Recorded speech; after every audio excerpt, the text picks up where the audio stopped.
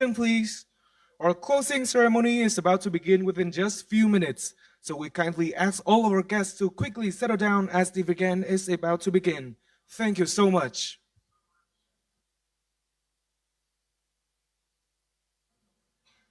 Before we begin, we would like to go over a few rules to ensure the event runs smoothly.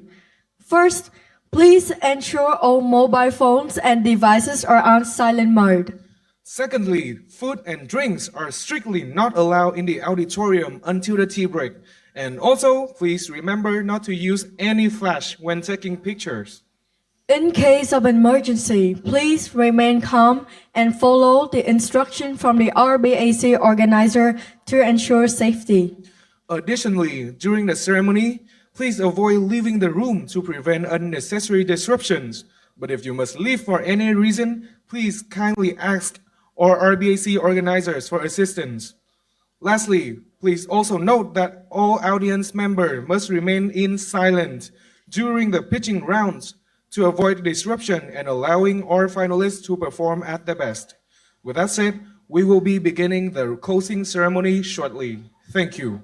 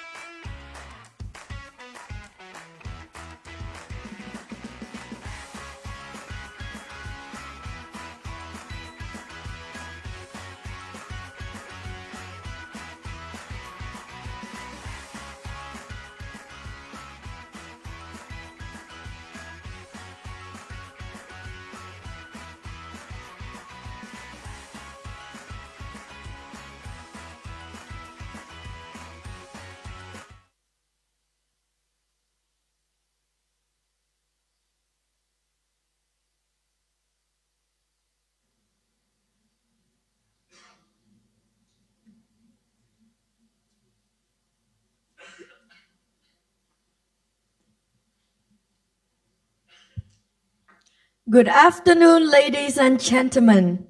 Welcome to the closing ceremony of RMIT Business Analytics Champion 2025.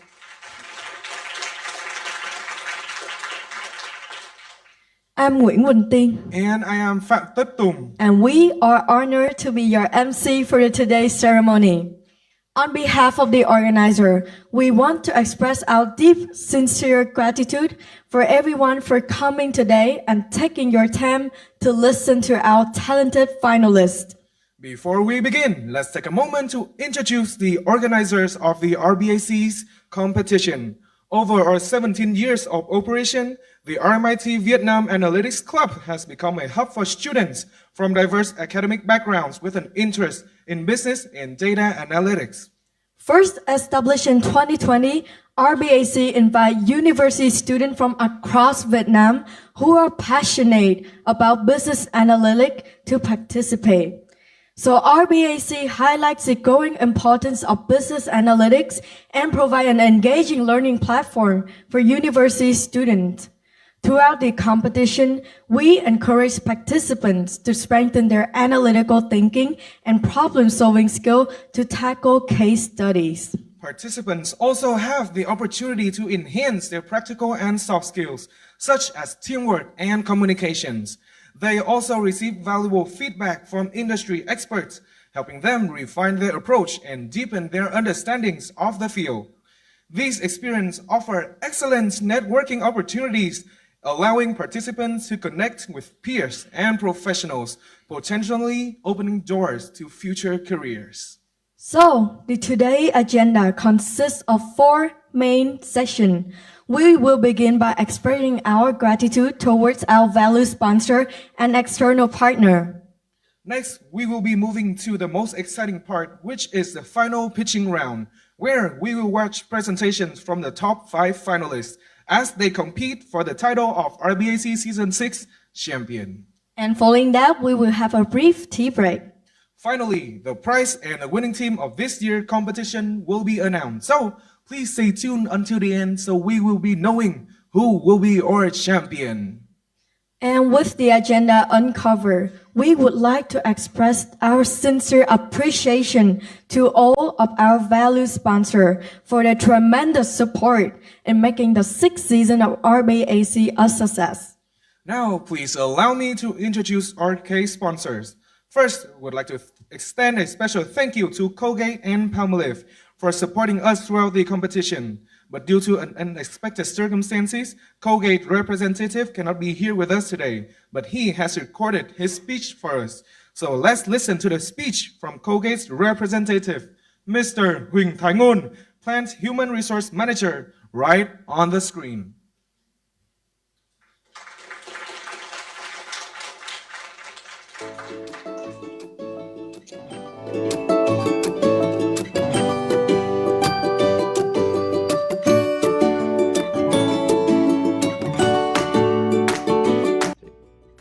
Hi everyone, my name is 𝐄𝐦𝐚𝐢𝐿, the Plant Human Resources Manager at Colgate-Palmolive Vietnam Recruit Branch. I've been with the company for over 15 years, taking on different roles across productions, planning, procurement, and human resources. The experience have given me a holistic view of how people, processes, and data come together to provide operational excellence. This year is a special one for us, as it marks the first time we become a strategic sponsor for the RMIT Business Analytics Challenge.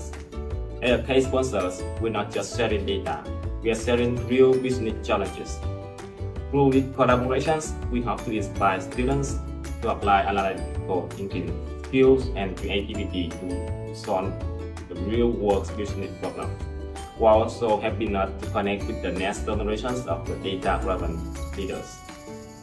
In business, data analytics play a vital role in everything we do, from optimizing production efficiencies and ensuring product quality to improving workforce engagement and sustainability performance.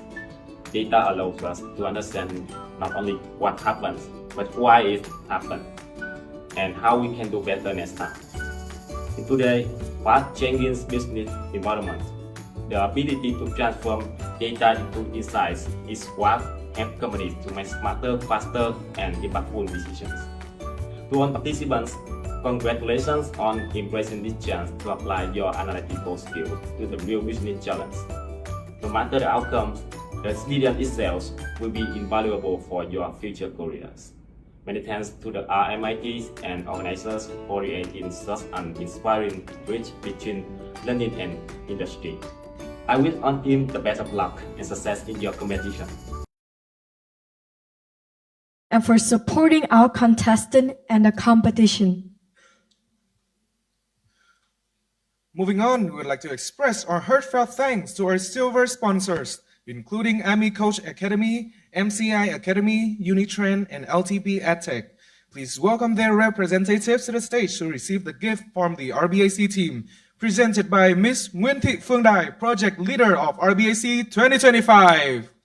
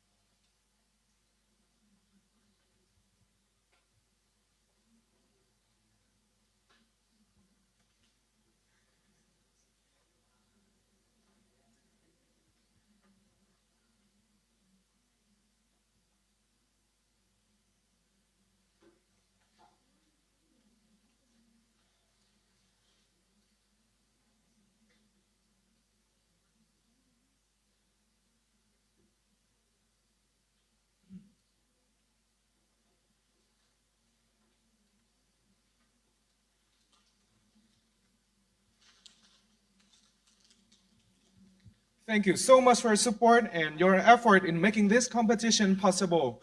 Once again, can I have another warm round of applause?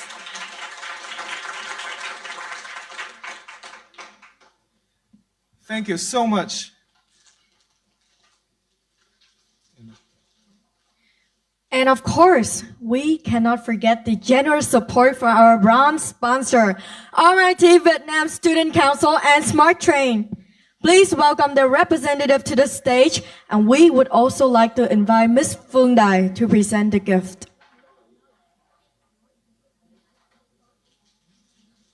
But due to an unexpected circumstances, our representative cannot be here with us today, so we will be sending them gift right after the event. And thank you so much once again, Student Council and Smart Train.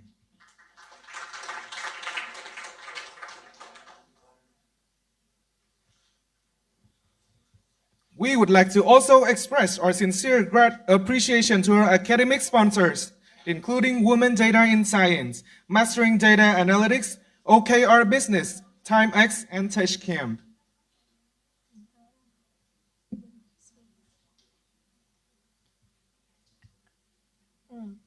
And we would like to express the appreciation for the generous support of the Student Council and Smart Train. And now the representatives are now on stage, so everyone please give us a grand round of applause.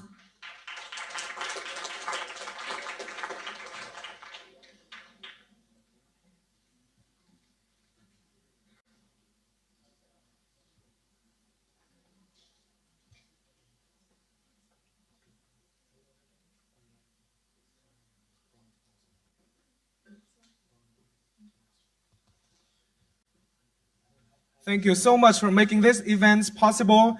Your contributions are valuable and contribute greatly to the success of RBAC Season 6.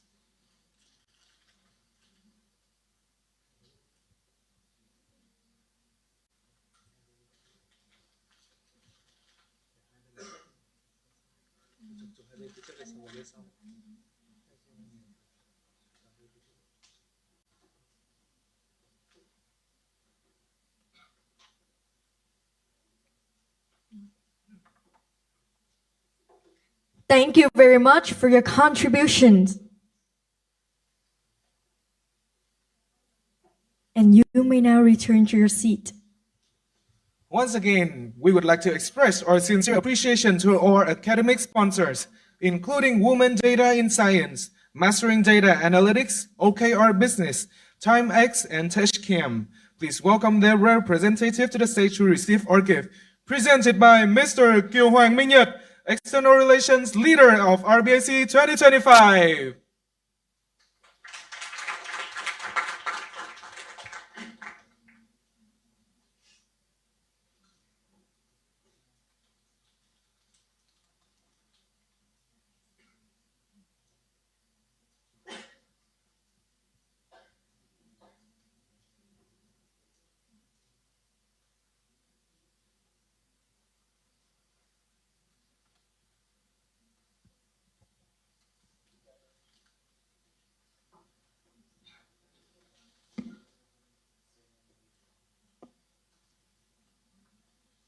Thank you so much for your unwavering support in enhancing RBAC's academic and educational aspects.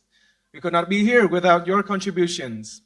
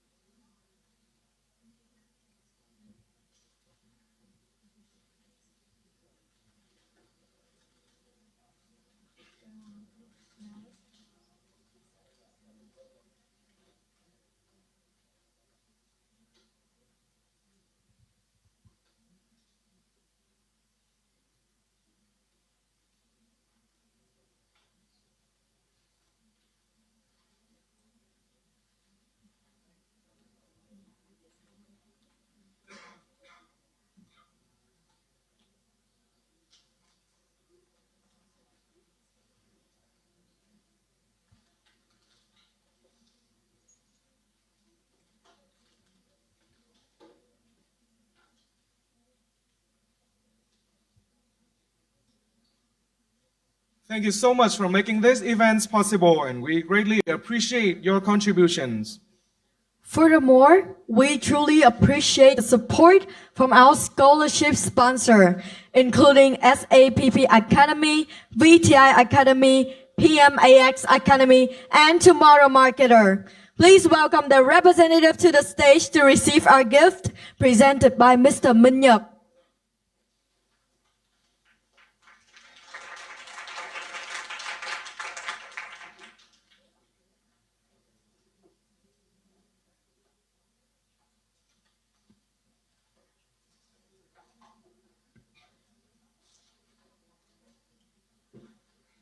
Thank you for providing this valuable scholarship opportunity to our contestant, empower them to pursue even greater knowledge and success in the near future.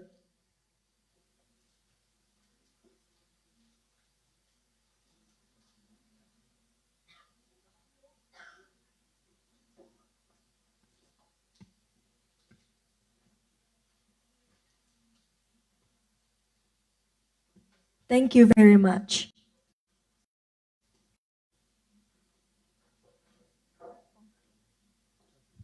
Furthermore, we'd like to thank our platform sponsors, including Base.vn, Tuturu, and Tương tác.tv, for providing the technology that has allowed our participants to collaborate smoothly throughout the competition. Please welcome their representative to the stage from this esteemed sponsor, presented by, once again, Mr. 𝐄𝐦𝐚𝐢𝐥.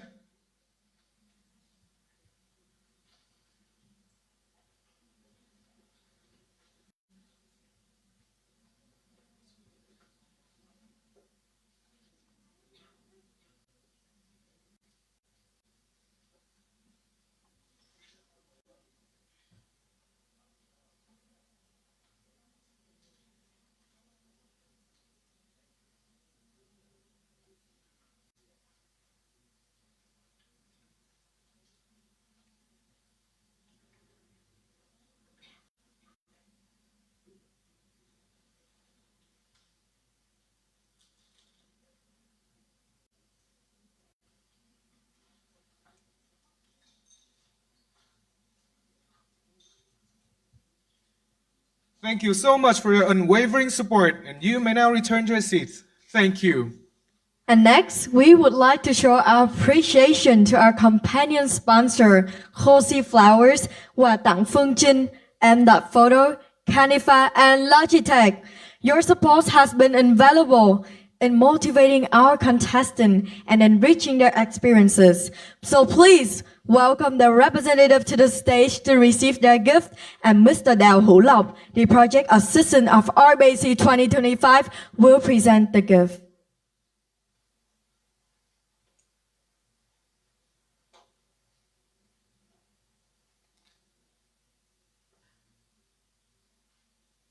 Everyone, please welcome them with a warm round of applause.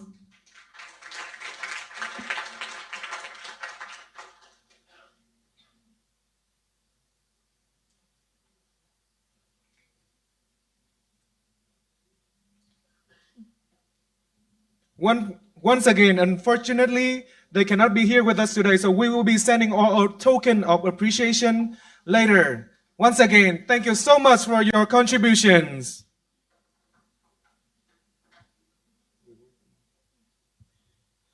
Also, we would like to appreciate our reward sponsors, including Bidis, Phú Hưng Life, and Cake, for the amazing prizes that truly enrich the experience from our participants.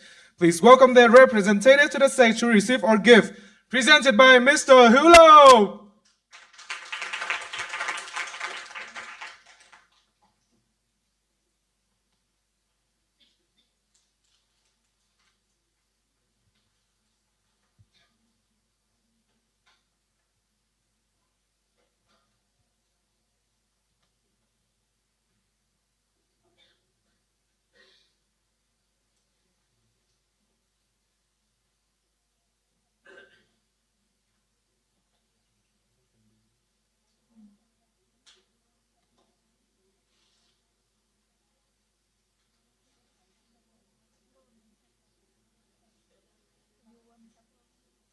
Thank you so much for your continuing support in making our events possible. Thank you so much, and you may now settle down to your seats.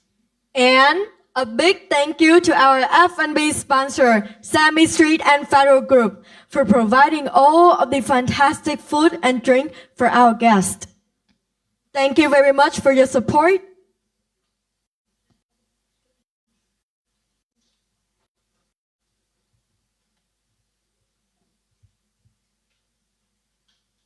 And next, we would like to thank our media sponsor, including Ybox.vn, mạng xã hội tuyển dụng chất lượng cao của giới trẻ Việt Nam. Career Vid, Big Four Bank, Keva Link, Brands Vietnam, Brand VN, E9 Jobs, Spotlight Vietnam, Vina Aspire, MAINN Media, Thế giới giải trí, ZUp Agency, Bò và Gấu, Ticket Girl, Hyphen Marketing, Fair Marketing, Marketing Strips, Saigon Business, Trader Việt, Giữa Data, Edu2 Review, Sodo, tạp chí tài chính doanh nghiệp, and Biết Success for helping expand RBAC's reach and impacts with university students across all of Vietnam. Please welcome them to the stage to receive our gift, presented by Ms. 𝐄𝐦𝐚𝐢𝐿, Project Assistant of RBAC 2025.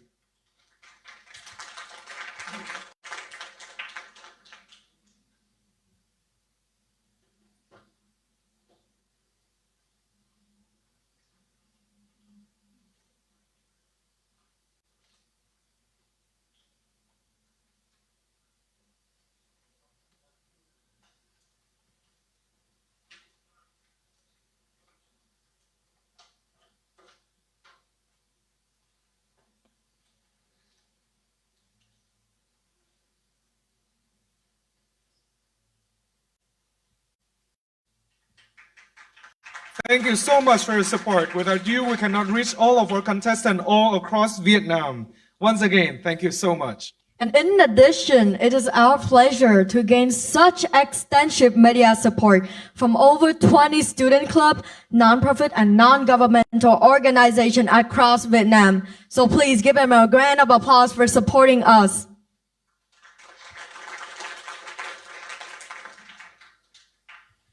Now, finally, we would like to introduce our board of judges for the final round of RBAC 2025. Welcome on stage, Ms. Bùi Hoàng Mỹ Linh, Head of Financial Planning Business Partner at AIA and Trainer at Mastering Data Analytics. Ms. Nguyễn Bùi Thiên Anh, Woman Data Insight Hanoi and Ho Chi Minh City Ambassador, Data Analytics Lead at C-Stop in Australia.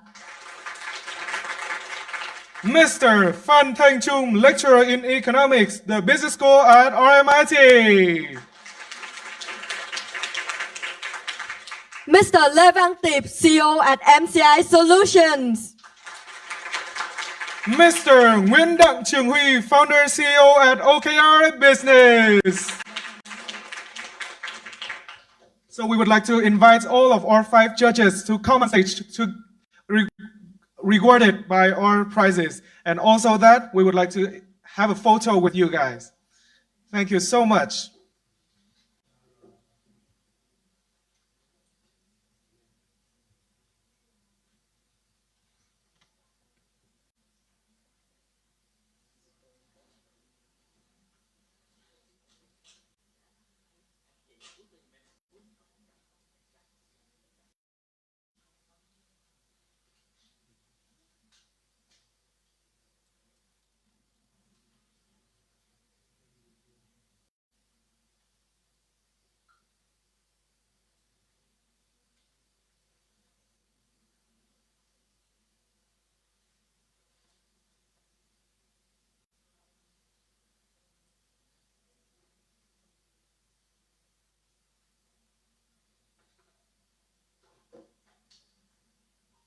Thank you so much for your unwavering support in this year's competition.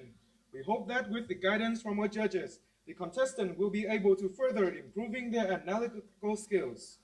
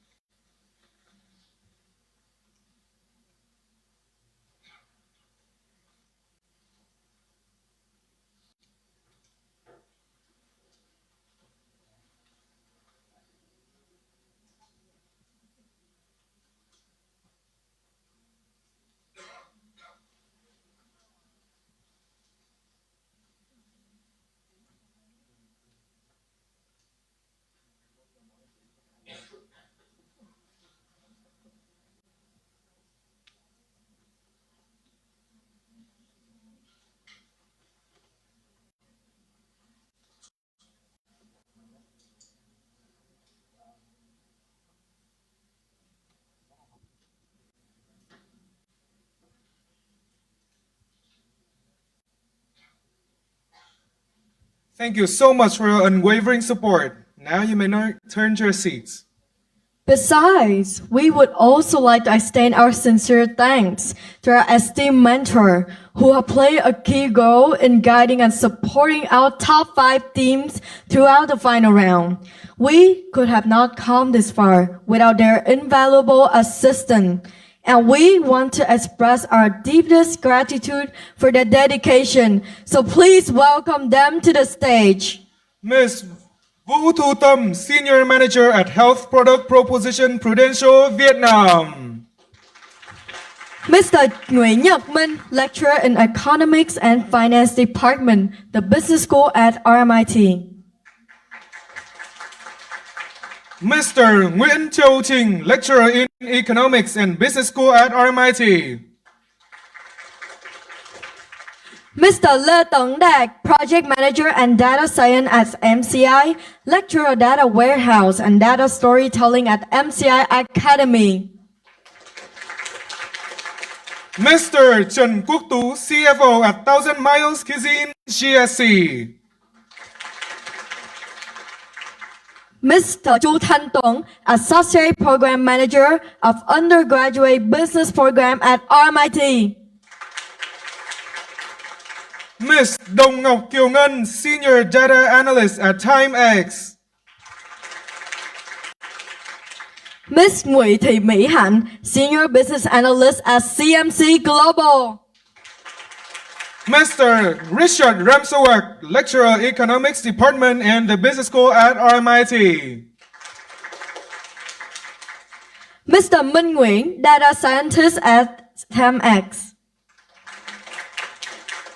Mr. Mai Anh Tuấn, Product Specialist at Garena, Vietnam. Ms. Trần Huyền Anh, Analyst at the Bank of England. Last but not least, Ms. Nguyễn Hoàng Ngân, Data Modeler at MB Bank. And please welcome them all to the stage where Ms. 𝐄𝐦𝐚𝐢𝐥 will present our gift to them. Let's give them a warm round of applause.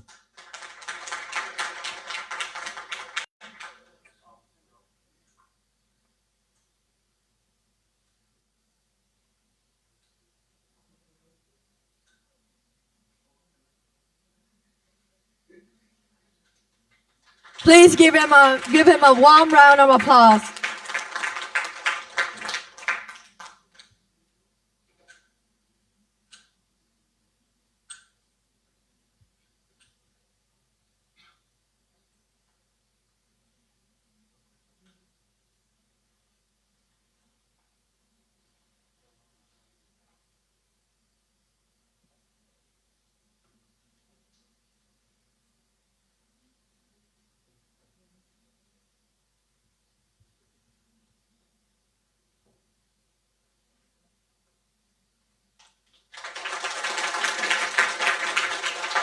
Thank you so much for your dedication, and you may now return to your seat. In addition, we must acknowledge the invaluable contributions from our judges of round 2, who have dedicated their time, expertise, and effort to provide insightful feedback to our contestants. Please join me in welcoming them to the stage. Ms. Trần Đoàn Viên, former senior Ms. Bùi Hoài Mỹ Linh, Head of Financial Planning and Business Partner at AIA and Partner at Mastering Data Analytics. Mr. Hồ Trác Tuấn, former senior business analyst at Pfizer Inc. Mr. Phan Thanh Trung, Lecturer in Economics, the Business School at RMIT. Mr. Tùng Bùi, senior lecturer at RMIT Vietnam. And last but not least, Ms. Nguyễn Bùi Thiên Anh, Data Analytics Lead at Sysoft in Australia. Please welcome on stage Ms. 𝐄𝐦𝐚𝐢𝐥 to send our gift to our judges.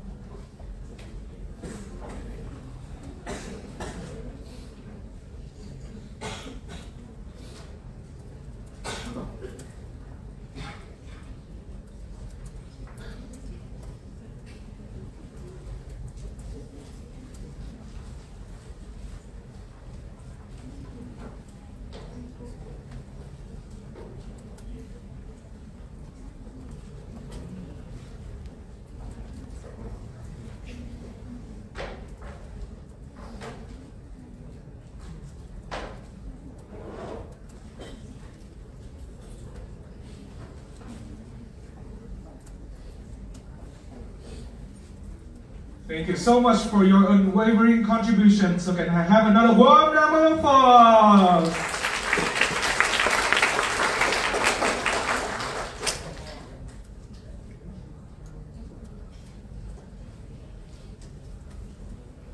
And additionally, we have an esteemed guest speaker who has played a crucial role in this competition. A special thanks to Ms. Nguyễn Bùi Thiên Anh, the Data Analytics Lead at CSOP in Australia, for sharing such invaluable insight during this year's training workshop. And please welcome her with a round of applause. And we would also want to invite Mr. Đào Hữu Lộc to take a picture with her. So everyone, please give us a round of applause.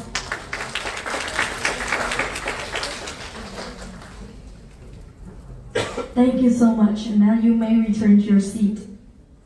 Finally, let's also welcome our round one judges from Women Data in Science, or round one case study sponsors. Ms. Nguyễn Bùi Thiên Anh, Data Analytics Lead at CSOP in Australia. Mr. Vũ Minh Hoàng, Data Science and AI Expert at Viettel Solutions, Everywhere people are browsing. Engineering and Technology. Mr. Phạm Hữu Thái, Software Project Manager at FPT Software, CTO at Open Spaces. Mr. Tom Quốc Cường, Business Intelligence and Analytics Manager at MiTech Global. And last but not least, Ms. Ưng Kim Phượng, Business Intelligence and Analytics Manager at MiTech Services. So now, let's give them a grand round of applause. And now, please allow us to invite Ms. Nguyễn Thị Phương Đài again to the stage, the President of RMIT Analytics Clubs and also the Project Leader of RBAC 2025, to deliver her opening speech.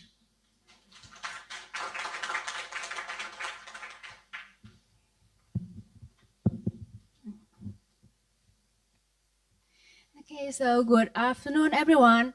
I'm Phương Đài, the president of RMIT Vietnam Analytics Club and the project leader of RMIT Business Analytics Champion Season 6. And it is such a great honor for me to stand here today, representing the entire organizing committee to welcome all of you to the closing ceremony of RBAC 2025.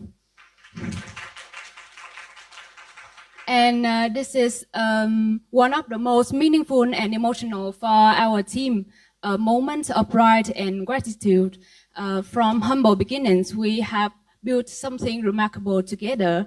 And today's event is the clearest proof of the dedication, passion, and collaboration of so amazing individuals. But more than that, what makes the journey is truly special is the incredible support from our sponsor, church mentors, guest speakers, the RMIT Vietnam Student Life, the RMIT community, and of course, our audience. So on behalf of the organizing committee, I would like to express my deepest appreciation to all of you. And to my RBAC organizing team, I want to say this to all of you. Thank you for your commitment, your dedication, and resilience. And we have made this because of all the your late night, your college meetings, or the passion behind the scene, and we have made this possible. And also to the top 5 teams, your determination, creativity have truly inspired us all. And no matter the reasons today, you are all the champions, and out of more than 1,200 competitors, you have made it all to stand here at the final stage today. And as we move forward, let's celebrate every effort, every moment, and every connection that the RBAC has created. And now, with no further ado, let's officially begin the closing ceremony of 2025. Thank you. Thank you, Ms. Phương Đài, for your heartwarming message. And now we are excited to introduce the top 5 team who have made it through a tough competition, over 300 teams out there, and they are here for the final challenge.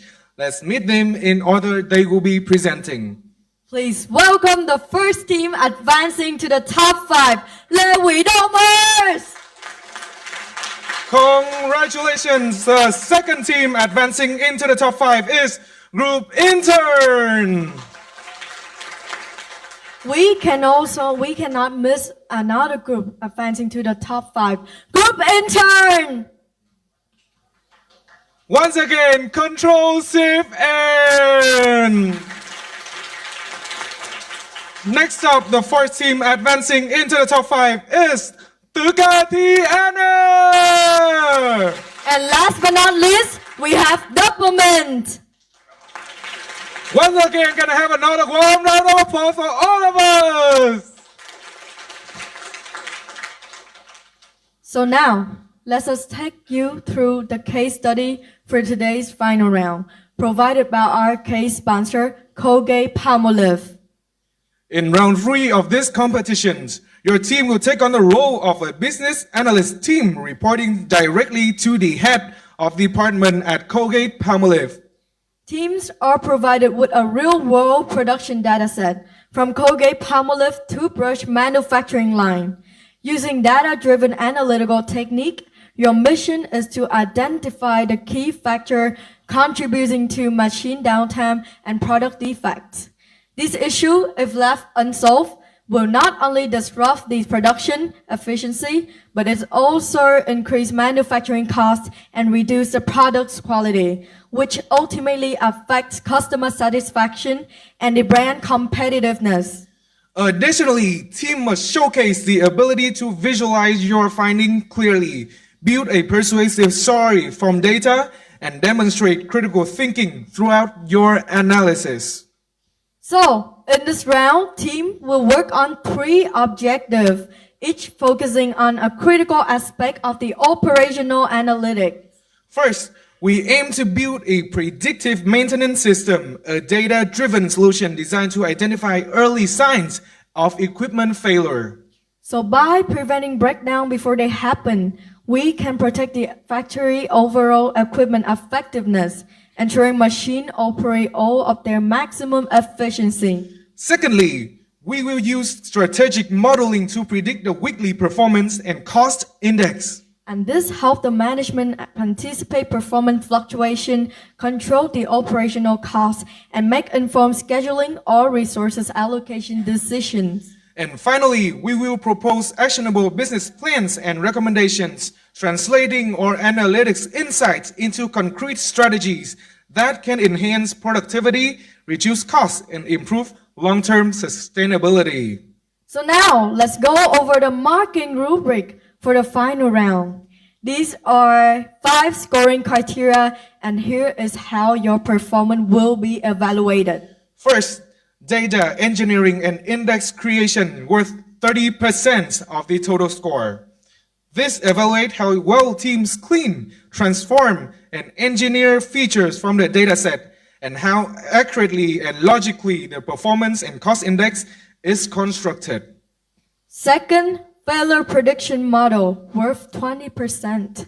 This measures the quality of your classification models, the clarity of your evaluation metrics, and the practicality of your risk scoring system for the maintenance team.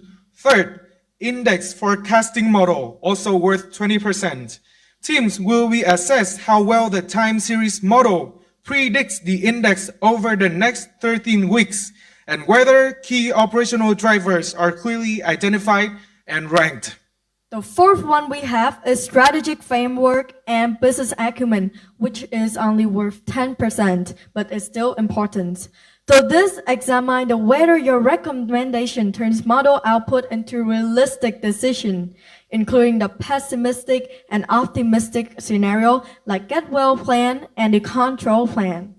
And finally, communications and presentations worth 20% of the total scores. This includes how clearly and confidently the team presents, then the quality of your visual aids. And overall, the final round doesn't just reward technical accuracy. It's also reward team that can analyze, predict, and propose a decision that Colgate-Palmolive can actually use.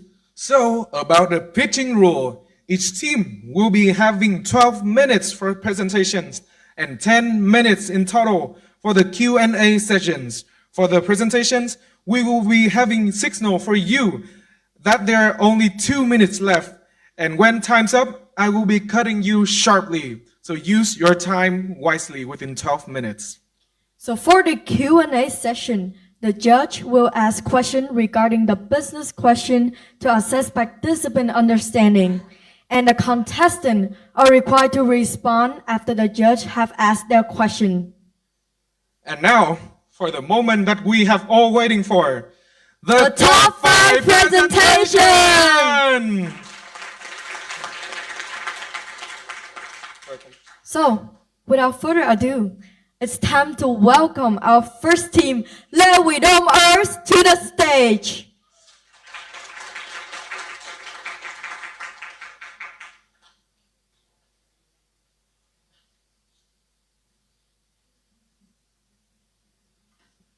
Wow, all very brilliant so far are already arrived to prepare for the final pitching.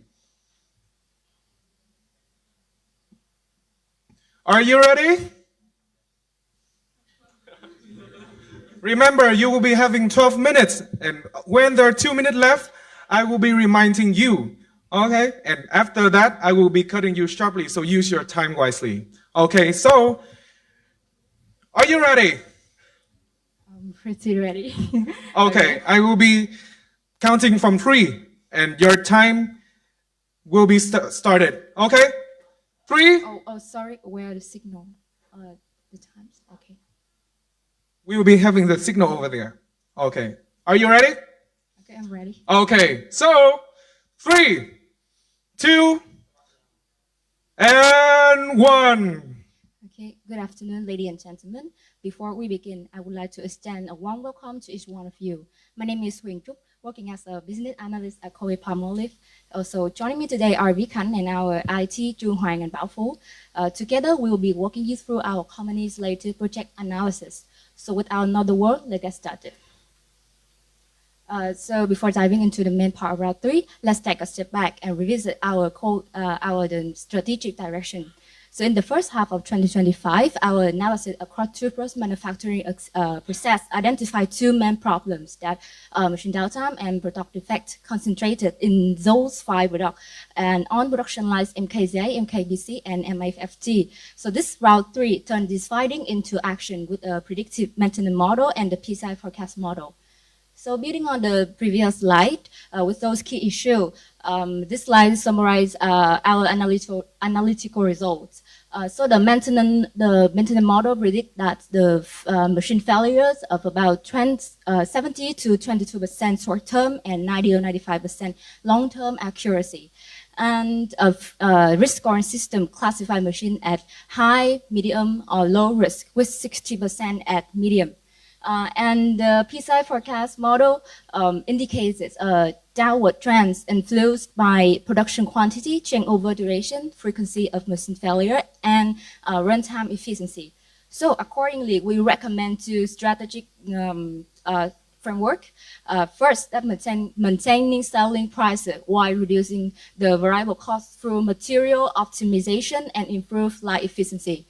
And second, let's launching 90-day recovery plan in 3 phases that stabilize, optimize, transform to strengthen the reliability and lift PCI on the critical line. So moving on, let's look deeper into the first solution, the predictive maintenance model with Bảo Phú. Okay, you can see that you can see that the you can see that you can see that the robustness of the equipment or furniture equipment is predict on 82% in the short term and increase to 95% in the long term. And this prediction also show the trend about 3 main points. That's a strong seasonality effect, critical maintenance thinking, and recurring furniture patterns. And to clearly the risk scoring system, or to clear the error in each machine, we build the risk scoring system. And separate it in 3 groups. That's the high risk group, medium risk group, and low risk group. High risk group, that's the groups that contain error with significant operational stress, and it accounts for 9%. A medium risk group, that's the group contain a risk that require active monitoring, and it accounts for 60%. That's the largest fraction. And the low risk group, that's the group contain a minimal risk of critical failure, and it accounts for 31%. And to build a predictive model, we use 3 features about operational feature, temporal context feature, and maintenance feature. And we use gradient boosting to capture non-linear relationship and understand why machine is flag at risk, and to predict the error in each machine. The next, to build a risk scoring system, we use the feature in the previous model and add error type feature.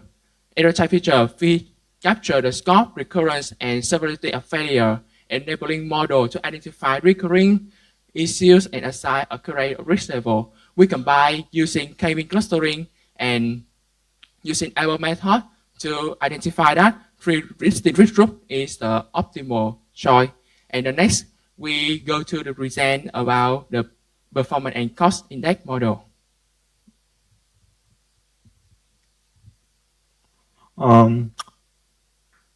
We have successfully built a predictive model to forecast PCI that are 13 weeks for each product on each production line.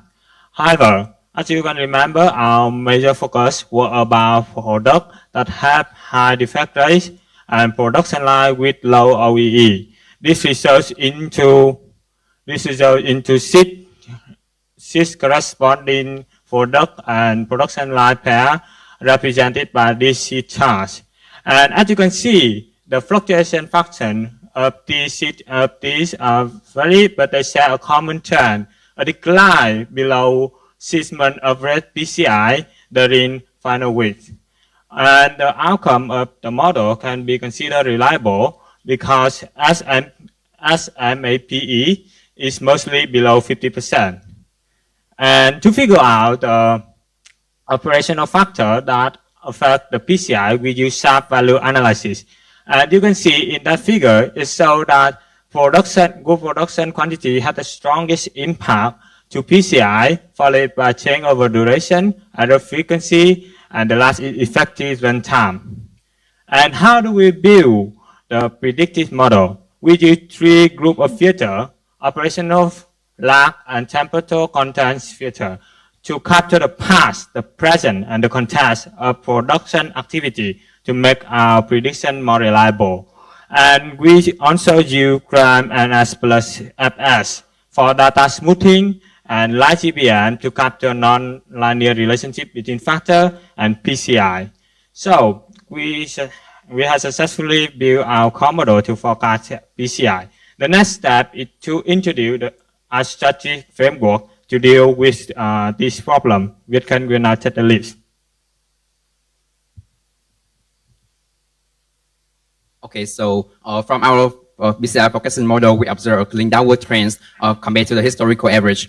So when it comes to the financial recommendation, 2 key points need to be emphasized. Firstly, is the PNGs and universe are the 𝐄𝐦𝐴 main competitors, especially through their strong positioning in the electric toothbrush market and the significant market share. Okay, the second is the standard cost of a 𝐄𝐦𝐴 product is unsuspectedly increasing due to the decline in the PCI. So that is mean that if 𝐄𝐦𝐴 try to raise to the standard cost to offset the lower production volume, consumer may switch to the substitute product from competitors. So instead of taking this reactive approach, we introduce a more strategic concepts. It's mean like the break-even point as a way to protect the margin. Because the margin is under pressure, so our goal should be to lower the break-even point, meaning reducing the numbers of units that must be sold to cover costs. Okay, so in practice, we evaluated on the possible financial scenarios and found 2 optimal approaches to lower this bar without increasing the standard cost. Firstly, is to maintain the same selling price and reduce the variable cost per unit of product, And the second is the reduce the selling price slightly and the reduce the variable cost significantly. Okay, so for the second part is the operational recommendation from the 𝐄𝐦𝐚𝐴 so we integrate the outputs of this both forecasting model using the risk matrix. Here you can see the risk rating from the risk matrix were assessed based on 2 dimensions. The first is the import, which is a combination of the PCI forecast output and the operational insight. And the secondly is the probabilities, which is determined by the ratio of serious machine failure per fault. Okay, so then we apply the PAP framework to turn this into a concrete call to action. Step 1 is the prioritize. We will recognize the most critical production lines such as MKBC and MKZAs that must be addressed first, and followed by the severe risk production lines such as MAFT. And the next step is the act. We dive deeper into the root cause of this failure in this line to design a corrective action. And the last step is the revenge. We integrate the prediction model insight into the OVE dashboard and build a prediction system. Yeah. Okay, so before we move to the 90-day recovery roadmaps, let's take a look at the case study of Unilever. So in 2020s, during the COVID-19 pandemic, Unilever faced a big challenge. Consumer demand sharply dropped. Meanwhile, the production capacity remained excessive. So to overcome this, Unilever launched multiple initiatives. Such as they resolve the cash in supporting communities, accelerated digital and online sales, as well as optimize the variable costs and through supplier renegotiation. 2 minutes counting down. Okay, so interestingly, our assess for 𝐄𝐦𝐴 review a very similar situation. This insight, so as you can see in this chart, so this insight motivated us to create a comprehensive 90-day recovery plan aligned with our earlier financial recommendation, operation recommendations, and being inspired by the Unilever real story, real world action. Okay. Okay, so the recovery roadmap is divided into three phases. So the first one is the stabilization and risk mitigation priorities. This is focused on minimizing the disruption, reducing the critical and severe risk. So the key action in this phase is that 𝐄𝐦𝐴 should prioritize the token maintenance on the highlight risk. Secondly is reduce the variable cost via scrap and energy control. And lastly is rebalance the short-term capacity to assess to avoid the overproduction and maintain the stable OEE. And the phase 2 is the cost optimization and flexible output restoration, which is inspired by the Unilever So the expected outcome of this phase is increase the production volume of stable product group, reduce the working capitals, as well as create a motivation for the performance improvement. Okay, so and the last phase is innovation and profit sustainability. This aims to transform the recovery action into a long-term foundation. So in this phase, the key action is reduce the long-term variable through the tech improvements, upgrade the operator on.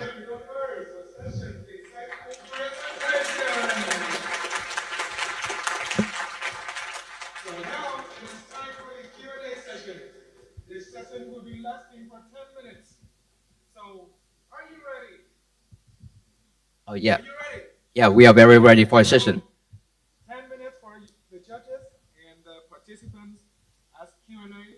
Counting right now.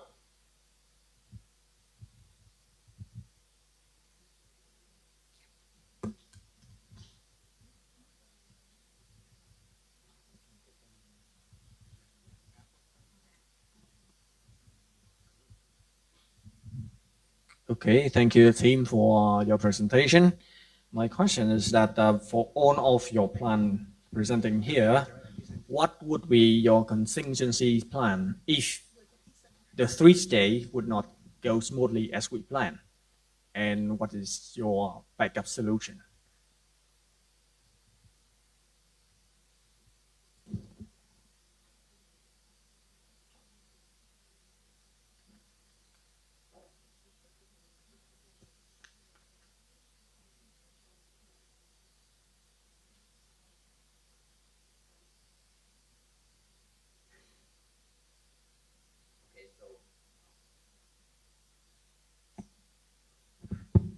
Okay, so the first one,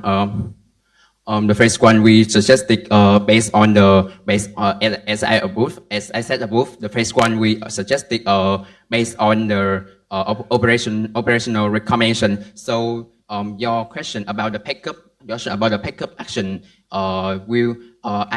we think it still is prioritize target maintenance, because you can see about the inside we investigated in the route 2 and the route 3 the main problem of the congestion palmolive is on way to the downtime and defect rates of the production lines such as MKZA, MKZA, MKFT, and MKBC.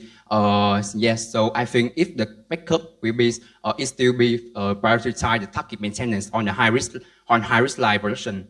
Yeah, thank you.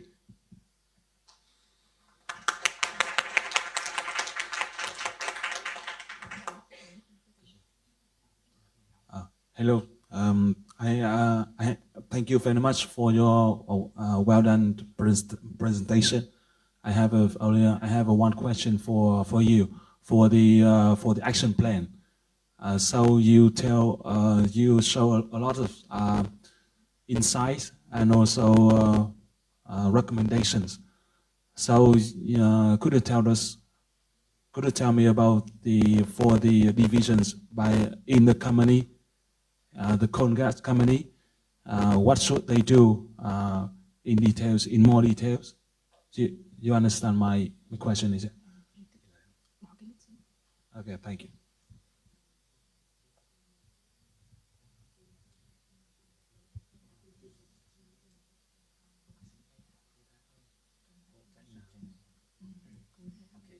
So as I said, booth, I want to create a comprehensive the 90-day recovery roadmap. Our purpose is combines the financial recommendation, as I said above, the operational, which is the PAB framework, and also the lesson from the universe. So you can see the phase one we based on the operational recommendation, and the phase two is based on the universal lesson, and the phase three is based on the financial recommendation. I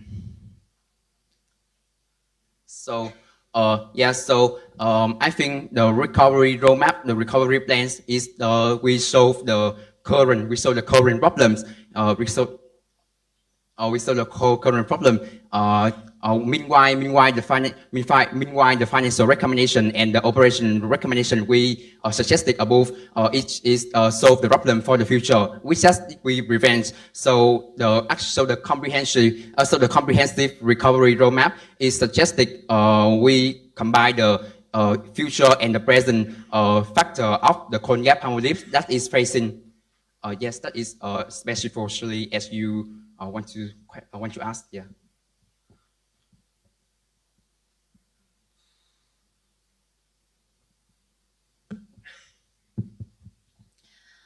First of all, thank you for your first team with a very strong courage of delivering very smooth presentation. My question is quite practical in a way that what if I will be on behalf of Gap Palmolive, right, standing here, and you told me top 3 critical things I need to solve right away after your analysis, and who accountable for that action?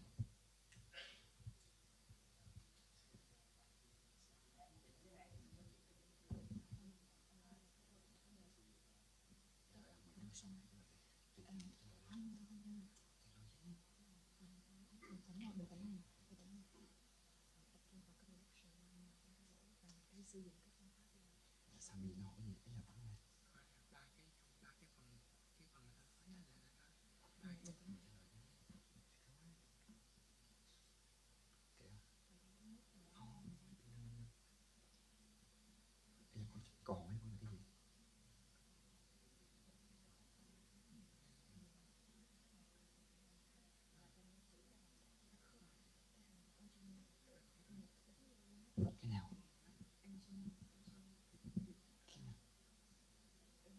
are having 4 minutes left.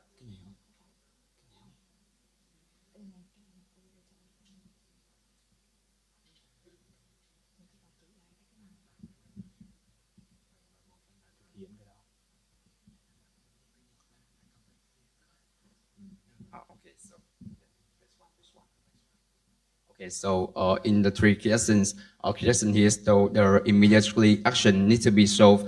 First, I think the phase one is the prioritize target maintenance. The phase two, keep going to the phase two. I think it is the optimize inventories and raw materials, because the raw materials is a big input cost. And the phase three. In the phase three, will be the upgrade the operator on the high risk line will be the key action need to be solved immediately.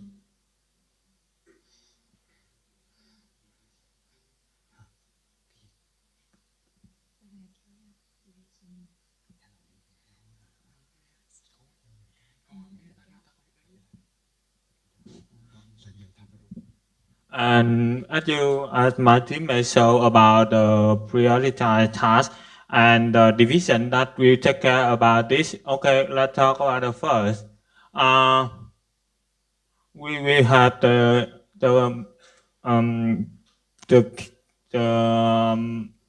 for manufacturing division, we take care about this. And on the phase two, we will talk about the about the production planning division. We will take care about this. And about the phase three, we will talk about the phase three. Okay, on the phase three, and I believe that this task will also responsible by manufacturing division. That is my team answer about the question. Okay, thank you so much for your great efforts and also very good presentation. My question refer a little bit about the technical thing. Okay, I know that you spend a lot of time running the model and working with the data here. I concerned about the model you use here about gradient booting and also k-mean clustering. I know that this one is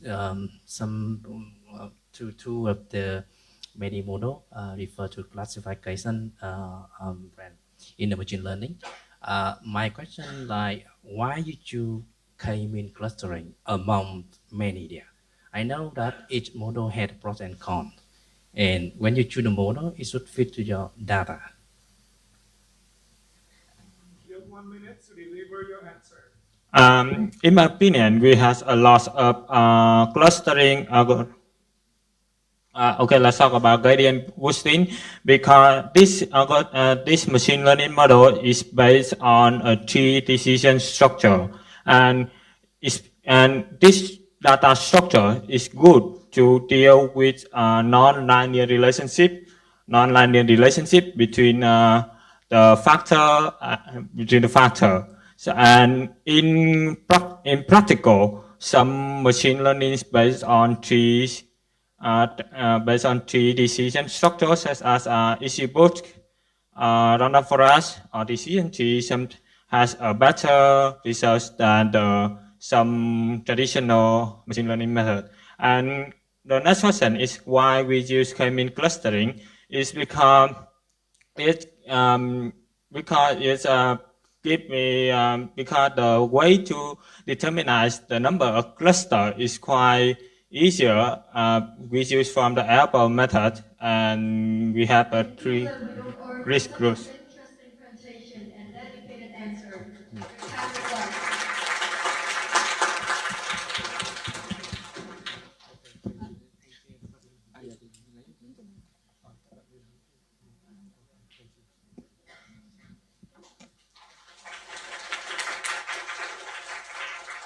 And now, please welcome the next team, group intern, to the stage.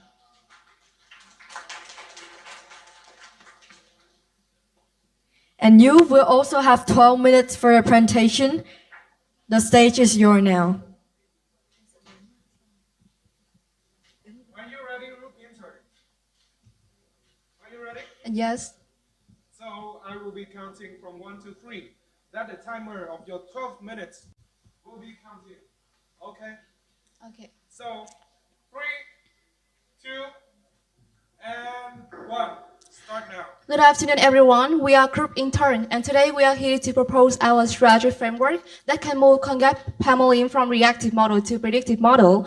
First, look at the current situation of Congat. The overall equipment effectiveness is 70%, which is suppressed by the performance loss factor. And when the OE is low, the performance and cost index also is low, leading to an increase in the standard cost, thereby threatening our profit margin. And this exposure is suppressed by the lack of visibility of the Congat, as Congat has no system to predict the performance and cost index for the next quarter. Therefore, to address this problem, we propose the strategy based on 3 frameworks. First, we protect the index by using a classification model to predict the possibility of critical failures. And based on that, we will build a risk scoring system for the short-term maintenance. And second, we will predict the performance and cost index using the time series model. And lastly, we will take an action. And now it's time for us to discover our analysis, starting with how we protect the index first. So not all topics is equal. Therefore, we need to define the critical failures and true and planned ones. So here, critical failures we define as hardware repair or replacement, and that cannot just resolve through normal adjustment. And for the true and planned ones is physical damage and malfunction that happens suddenly. And finally, to select true, we need to have 3 criteria. So first of all, the keyword, it must include breakdown, fault, jam. Secondly, it must need action, a corrective action, which relating to technical things. And finally, it must not be a true planned maintenance. The reason why this is important because it accounts for 46% of total downtime. So here are the average short-term risk. So you can see here there are 2 big observations in terms of mechanicals, water fault, and in terms of average, the mechanical is about 87.5% in comparison to 81.6%. And another interesting here is that pneumatic system have all non-probabilities. And this can be the data sparsity or data limitation. However, only risk cannot convert into insight. Therefore, we need to convert it to expected cost. So here we have the formula. The expected cost equal to the multiplication of the downtime cost and the probability of the failure of each machine. So here you can see that the expected cost of long-term is always higher than short-term due to the accumulation. And this raises medium-term planning and mitigation. Finally, to have a better daily basis monitoring, we build a risk scoring system with 3 thresholds. Below 0.4 is low, between 0.4 and 0.7 is medium, and the rest is high. So you can see that most of the high probability is mechanical, and when it comes to from the short term to long term, the probability is almost 1 because due to no interference, this require preventive maintenance and mitigation. Okay, so moving to next question. We aim to understand how predictive modeling could help anticipate performance gap and guide strategic action. So to begin with, we calculate the performance cost index of each line name cycle based on the formula provided in the case. And here's our visualization of the average PCI. So in detail, there's a sharp decline right after week 1, followed by a gradual stabilization after week 15. However, the initial volatility highlight the importance of using forward-looking prediction model to early detect downturns and turn into proactive action. So next, to have early warning signal, we need to predict the BCI for the next 13 weeks. And first, we will choose the models. So we compare among these 4 models, linear regression, risk, random forest, and XGBoost, with linear regression to be the baseline model. And we also use group K4 to be the cross-validation among these 4 models. And the result indicates that XGBoost achieved the highest R-square score and the lowest MAE score.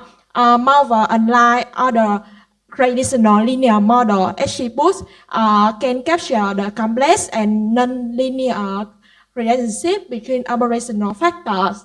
And we also fill the missing numeric value with 0 to ensure the data consistency when using XGBoost.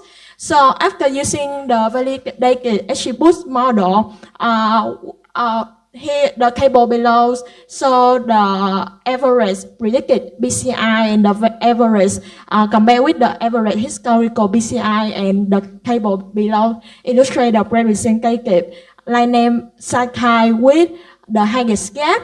So we categorize into 2 action, gateway and sustain, to be the baseline for when we move to next question. So the result indicate that there are 63% of assets failing to sustain. It means that the predicted index are higher than the historical index, and the remaining 37% fell into gateway. So given the mixed performance, which factor should we prioritize to further improve BCI and close the remaining performance gap?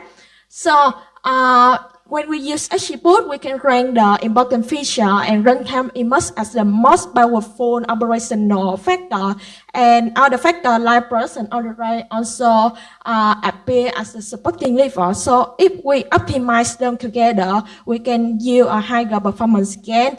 And yes, so in conclusion, even if the overall BCI is being more stable and increasing, there are many linear cycles underperforming and need intervention. So that's why in the next part, we will address both scenarios and translate this insight into strategic action. So, building on the forecasting and fellow prediction analysis for my teammates, I will now discuss scenario 1, where our forecasted PCI is lower than the 6-month historical average, and this signals a potential operational efficiency decline. So, in the scenario, I selected machine MKZA1401, which shows the largest PCI gap across the line, and this PCI dropped by 3.9%, and this reduction reflects 2 key inefficiencies. Firstly is the lower runtime due to frequent stoppages, and secondly is the lower production rate caused by mechanical and material issues. Here, our goal is to recover PCI to at least 26,000 within 90 days, closing the 3.87% gap by improving runtime by 2% and production order rate by 2%. And before that, let's look at the root cause analysis. So from the downtime and prediction model data, we can identify 3 here major causes. Firstly is the quality rework with 59 cases. Secondly is the feeder jams. And finally, the filling tool clogging. So let's move to our financial recommendation. Financially, a lower PCI usually triggers a standard cost increase to protect profit margin. However, doing that would reduce our cost competitiveness. Instead, I recommend a partial cost adjustment or hold the current standard cost temporarily while we execute a 90-day get well plan. So let's take a quick look at our 90-day Get Well plan, which include 4 main phases. And finally, I will quantify the impact. If we take no action, the total cost is approximately 13 million VND. But with the Get Well plan, the total cost now decreased to only 12.67 million VND and saving around 500,000 VND within 90 days, about 4% cost of recovery. And so now let's move on to our second scenario. And finally, moving to the scenario 2, where 63% of our assets are showing the predicted PCI higher than the historical PCI. And we recommend holding the cost steady to increase the profit margin. Here are our rationale. First, Vietnamese overall market share is projected to increase, and the toothpaste is the fastest growing segment. Second, the Vietnamese consumers, specifically the younger generation, are increasingly willing to pay a premium for specialized function like whitening or gum health. And lastly, most importantly, by capturing the higher profit margin, we align with Colgate's current strategy, which is leveraging the high profit margin and also the improved efficiency to aggressively invest in the branding. You have 2 minutes left. And this high profit margin will be reinvested to the product and marketing campaign. And here are some recommendations that Colgate-Palmolive should take into account. First, we can launch the advanced and high efficacy variants, focusing on 2 demand trends: aesthetic focus and therapeutic focus. And second, we can expand the Colgate's presence in the dental clinics as well as in the professional channels.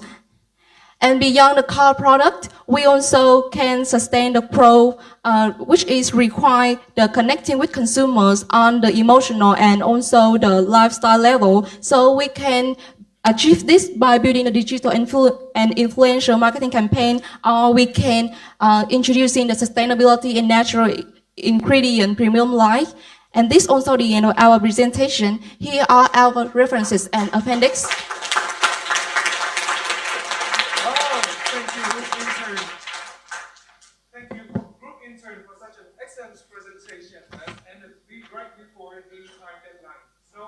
Our judges, are you ready for the Q&A sessions? I will be counting to 3, and the Q&A sessions of 10 minutes will be started. 1, 2, and 3. Thank you for your presentation. I have reviewed your code, and I have one question for the question 1 model selection. Why did you choose the random forest classifier? I chose random forest because it's not absolutely complex, but also efficient in trying to capture non-linear for non-linearity. And also the data is not quite clear.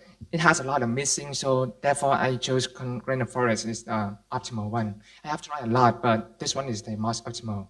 Easy to understand, but not quite complex. Okay, thank you.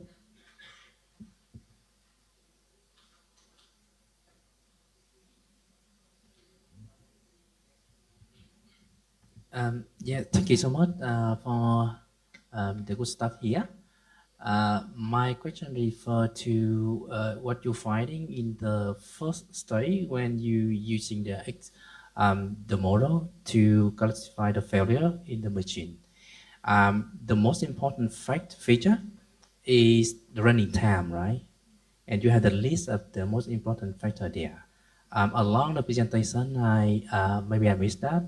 I don't see any measurement that you can catch the finding from, you can use your finding inside here, apply into the recommendation or the policy you apply for the company to maybe reduce the failure time, downtime, reduce the downtime, right?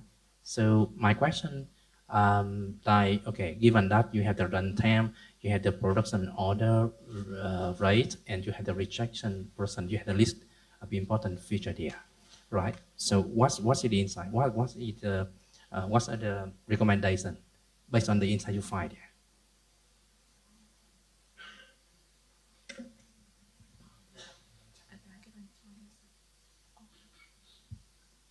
So we also show a tape 4 phases 90-day get well plan to improve our runtime, and we also set the KPI like in the first stage, which is called the diagnose phase. We also list the key actions, like we can train operators on early site failure size and correct restart steps, and we also set the KPI for each stage so that we can improve the 2% increase in runtime. Yeah. Okay. So that means we focus on the running time first. This is the key feature to cost the downtime. Like the machine running too long and the downtime will increase.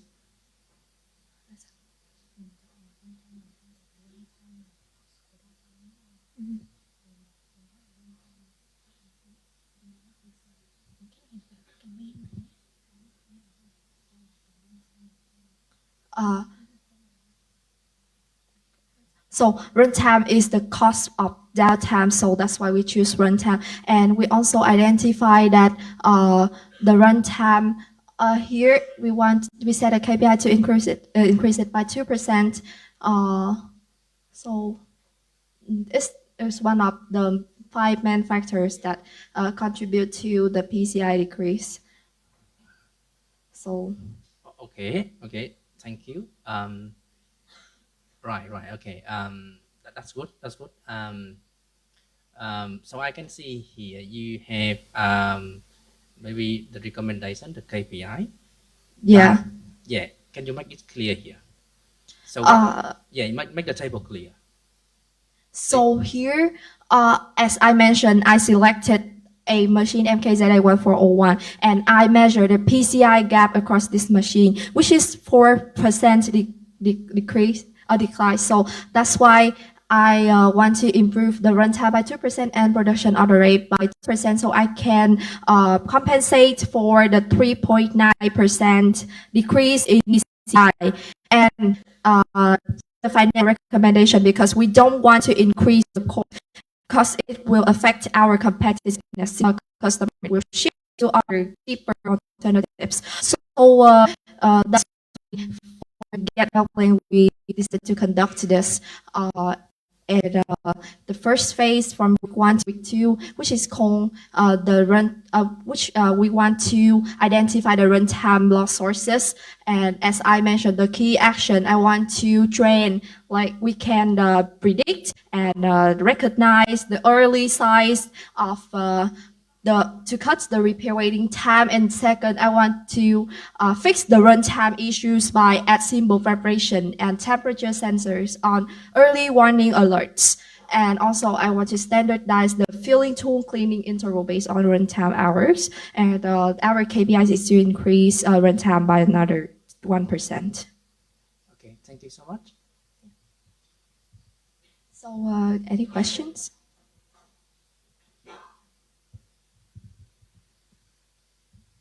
You have 4 minutes left. Okay. I'm really surprised for how you memorize all of the data and the way you present the proposal.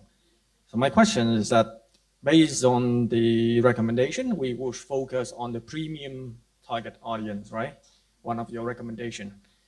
So based on your research, what should be the biggest business trade-off or compromise when we conducting the Get Well plan, and why? Sorry, can you repeat the question again?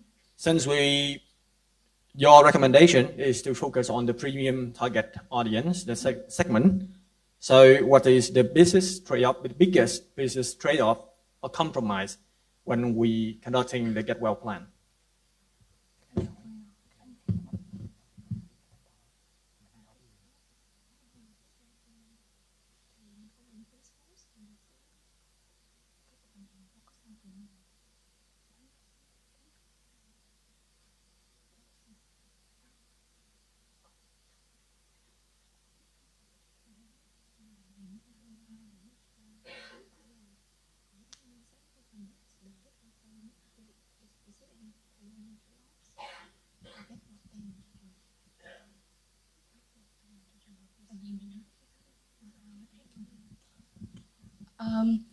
we conduct the get well plan for the machines which had the PCI predicted lower than the PCI historical, and to the machines having the PCI predicted higher than the PCI historical, we will focus on the premium. So this is the different two scenario, and it's not intervene to each other. That's the reason why I want to hear about your opinion about the biggest trade-off if we customer, and that will affect our profit margin, but we can't measure exactly. But that is one of the first idea that comes in my mind. I think that we just use a sample of like the machine with the largest gap to test yes, we pilot the gateway plan based on one machine, and then we will, I think that if Congat can take it into the real case. So if Congat can pilot that machine and measure the result to develop the plan. Thank you so much for your presentation. Thank you, Group Intern Award. We're amazed by the effort you put into your speeches. So now you can return to your seat. And now let us welcome the next team, Control Shift N, onto the stage.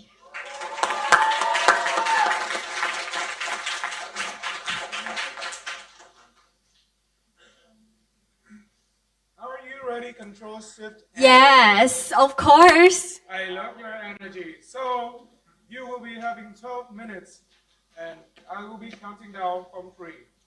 3, 2, 1. Good afternoon, judges and friends. We're Team Control Shift N. In life, we all fear that bad things can happen to us suddenly. It's like not seeing the cracks in your relationship until one day your boyfriend breaks up with you. And it's exactly what's happening in 𝐄𝐦𝐚𝐿Ive, because there are unexpected breakdowns inside the factory. And in order to solve this problem, we divided the task into 4 parts. First, we identify the problem, which is unplanned failure machines. And then we show you how we build the prediction models. And then we rank the machines by their failure risk. Next, we're going to forecast the performance and cost index, because the cost can be influenced by other drivers. And finally, we show you how we'll maintain the high PCI. So first, the factory Colgate-Palmolive is currently running with an OEE of 47%, below the normal benchmark of 60 to 70%. And it shows that when we dive deeper, the key driver is because of frequent unplanned machine failures. And 85 of these high downtime come from T failures, and the top 4 reasons come from mechanical issues, like from firebox jams or handle feeder misalignment, and this leads to products being reworked. The consequence is that 87.7 million of units of production loss, and this leads to the reduce in the output, but more importantly, increase the cost per toothbrush. So the mission becomes very clear. The first one is to identify which machines are about to fail, so we can fix it before it totally stops to protect the OEE. And secondly, we want to forecast the performance and the cost index, because other business contexts like product demand or changeover durations can also affect the cost. And that's why we want to predict it in order to proactively adjust the cost and protect our margins. So to identify the machine risk, we are going to build a dual horizon prediction model. The first short-term one is only predict 24 to 48 hours failures for the maintenance team to act immediately in urgent alert. And the long-term one from 3 to 6 months in order to for maintenance planning and budgeting.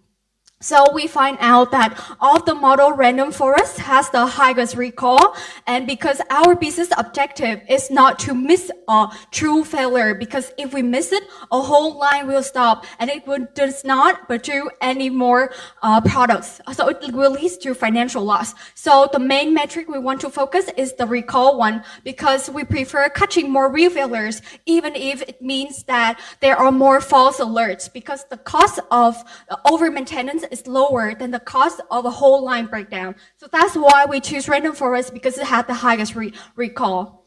And for the long-term one, we want to anticipate chronic machine risk.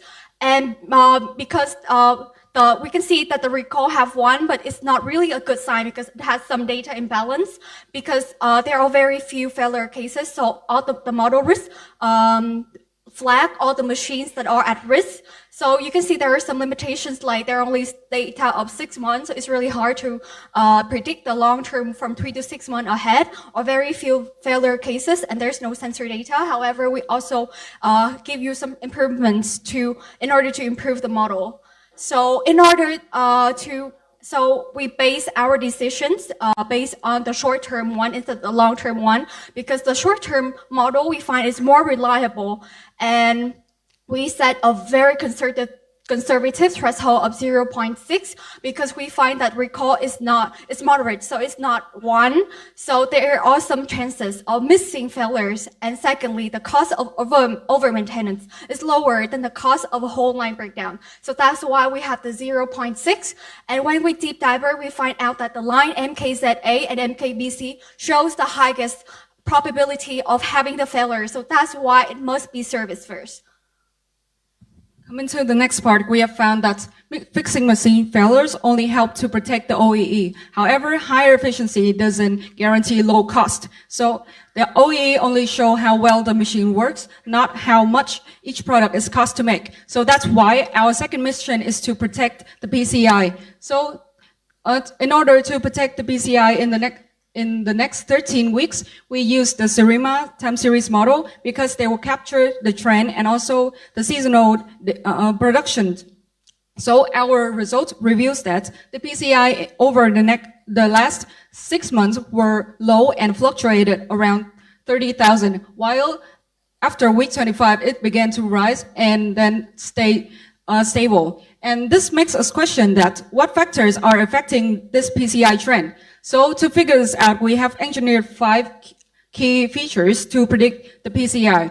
And the result reveals that the demand with the score of 0.94 is the top driver of the PCI, followed by the changeover duration, the downtime, and OEE. So this answers why the PCI in the last 6 months were low. It's because the demand were lower, especially in February, and the downtime were longer. However, in the period that we forecast, the PCI were higher because the higher demand and less time lost. So our main key takeaway here is that to keep the PCI high, we have to align the production plan with the forecasted demand. And although our model, they have some limitations, we are confident that we have built a foundation to give us insights to build the costing strategy over the next quarter. Stepping back from the factory floor, we need to focus on the scenario that Colgate Palmolive is operating in. The global market is already mature and highly competitive, so competing on prices doesn't create long-term advantage anymore. It just cuts on margins. In Vietnam, the oral care market is growing fast, but customer expectations are changing just as quickly. Colgate Palmolive already holding 30% of the world's manual toothbrush market, and 40% in Vietnam, has already won over scale. Its next focus is on value, building premium and eco-friendly products that strengthen brand equity, even if that means higher production costs. That's why efficiency has become the new competitive edge, and Colgate Palmolive cannot depend on lower prices to grow. It has to expand and protect margins through operational discipline. Our forecasted PCI show a 9.7% increase after week 25, signaling that the factory has entered a more stable performance phase.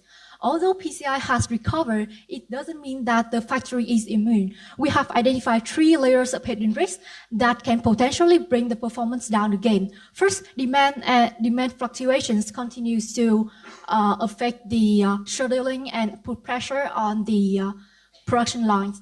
Moreover, operational inefficiencies and early-stage mechanical errors continue to lead to short stops and zero close, quietly reducing efficiency over time. So, to reinforce their operation, Coolgate have to reinforce their control at all these three levels. To move from short-term recovery to real stability, we conduct a 90-day control plan with 3 phases. Phase 1, stabilization. In this phase, our aim is simple: prevent repeated breakdowns and bring process control back. We start with Type 1 preventive maintenance, focusing on modules that often fail first. And these checks are done mainly on high-risk line predicted by our prediction model. At the same time, crews also retrain on stop reset steps, and we audit each setup to make sure machines restart cleanly. Phase 2, standardization. In this phase, once lines are stable, we focus on making operations more consistent. We will apply SMAT to shorten changeovers, and we free SKU rotation on high-risk lines, meaning that each line will run only one fixed product over a while to reduce constant turning. At the same time, we also document best performing setup templates so that each shift can repeat what works. The aims here are shorter changeovers, lower rework, and smoother flow. Finally, phase 3, sustenance. We lock in performance. A control dashboard will track PCI and OEE weekly. PR days check on rework loops, and demand forecasts are aligned with production schedule to keep stability. And together, these 3 phases create a continuous cycle: stabilize, standardize, and sustain performance. With PCI rising above baseline, Coolgate Pump Lift, the focus now shifts from short-term gains to disciplined cost control, built around 4 factors. First, forecasted PCI. Next, cost management. Third, market position. And last one, strategic leverage. As PCI rising above the baseline, the first immediate action is to hold standard cost steady for 4 to 6 weeks. This phase helps validate whether the improvement is sustainable or rather than reactive, making sure that every pricing or production adjustment are not made prematurely. Next, as our plan stabilize operations, Coolgate Pump Lift can reduce their cost buffers by 1 to 2%, convert operational efficiency into real stability, and this savings help us strengthen margin protections as well as fund further process optimizations. And lastly, as the efficiency and stability are proven, Coolgate Pump Lift can reinvest the accumulated savings into R&D and ESG initiatives, reinforcing their long-term strategy of sustainable production. Lastly, to sustain the efficiency, we need governance. So this framework will address risk in 3 key areas: strategic, operational, and financial. We'll monitor the performance using a live control dashboard and then conduct monthly financial reviews to ensure that the risks are addressed before it actually comes back. So to conclude, we believe that our insights can help Coolgate Palmolive strengthen their cost control and operational efficiency. Thank you for listening.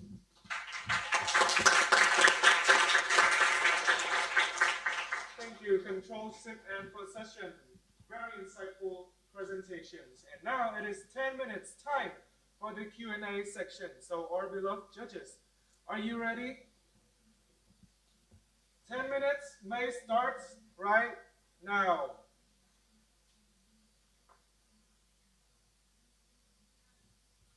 Okay, thank you very much for your well done presentation. And I have a question for you.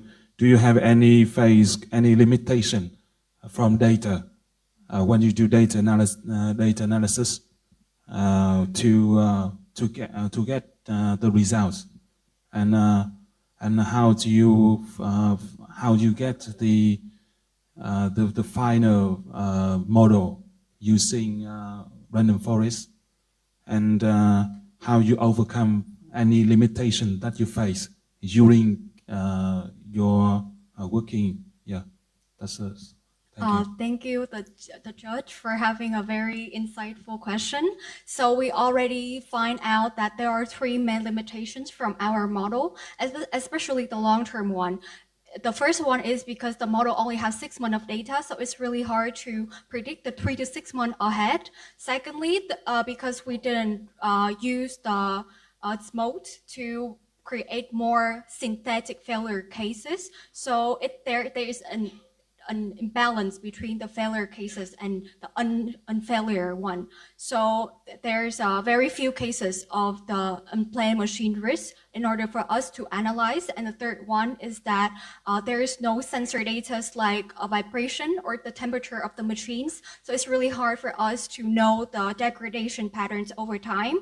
However, we also list of the 3 improvements recommendations. The first one is to extend the data. And we also consult many people in the business, and they say that with your short-term and very limited data like that, it's really hard to know the long-term one. And secondly, we want to we use, if we have more time, we will use the SMOT and to increase the synthetic failure cases in order to the models to learn better. And thirdly, we will integrate more sensor data.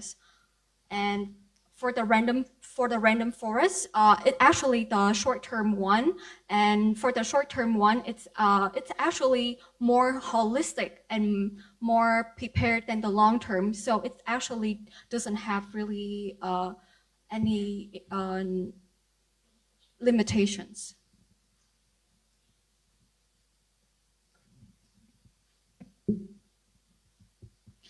Okay, so thank you for your presentation. Very structured thinking and very clear impact of the recommendation.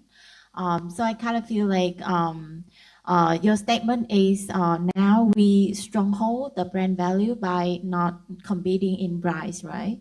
But at the same time, if we not compete in the price, we may the competitor may outperform and will lose the volume, right? The manufacturing volume is key. So how can you balance the strategy of the price competitive versus the volume and demand in the manufacturing? Yeah, so we have identified the characteristics of our target customer, and we found out that the target segment of Colgate-Palmolive may be not those who seek for like low prices. Instead, they want something like protect environment. Like almost half the customer now avoid brands that do not reduce their plastic footprint.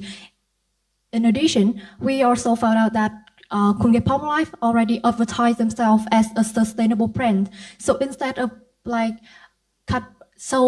their strategy may be more costly due to sustainable materials, but this does not bring any negative effects on their target customer and their targeted market. Instead, they bring like positive impact because the customers see that their favorite brand and there are brands that care about environment. And like we think that the key point here are on sustainability and like environmental sustainability. So maybe like we may and we like my pricing may not be the long-term advantage for Colgate-Palmolive at this time. Instead, it will be the brand value focus on sustainable products. I want to add in more is because it may be good for the short-term one if we reduce the price. However, for the long-term, it's not. It can impact our reputations as the market leader, and because we will use the remaining money that we make from the profits, we will use it to invest back in the R&D and then to improve our product. And it will, like in the long term, it will enhance and attract more customers to our side. And it also increase by increasing the quantities that we sell.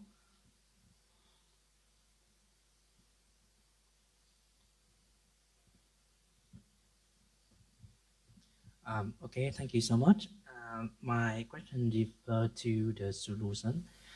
Here I see that to increase the PCI, the demand is very important, right? So that's why you target the market, right? And the way you target the market to increase the demand.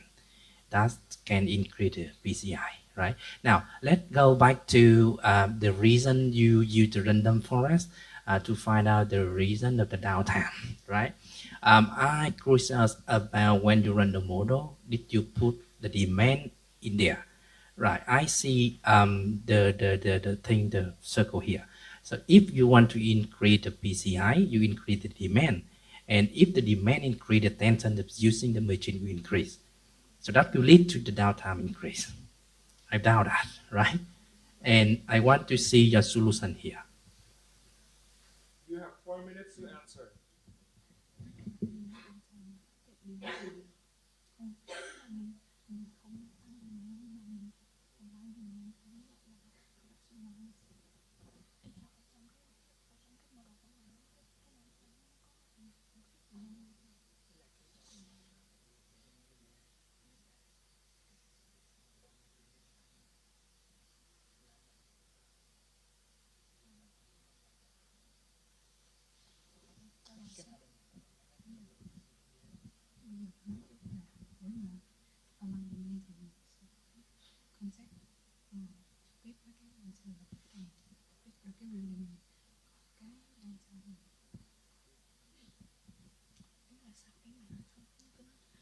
Yeah, so first to answer about the demand. So we will manage the demand by contacting directly with the retailers and also the real customers to know their real demand. And then we'll align our production due to their real demand, not by the forecasted demand.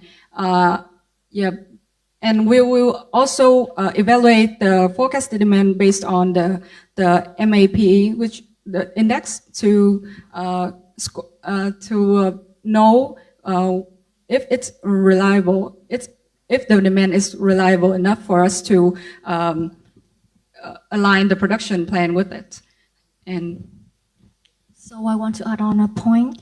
So I want to point out that that's somehow the reason why we focus on the overall operation instead of some specific cases. So like as we move to phase 3, I will have a small box here saying that we will align the forecasted demand with our production lines. And as the demand increase, we have to make the operations can be afford, like can deal with our increasing demand, right? But as the first 2 phase has already happened, and like we can stabilize our operation and performance, we keep the performance sustainable, so we can deal with increased demand. And I think that the key point here is that we focus on operations so that the system work well, so that they can deal with increased demand. Yeah. Thank you.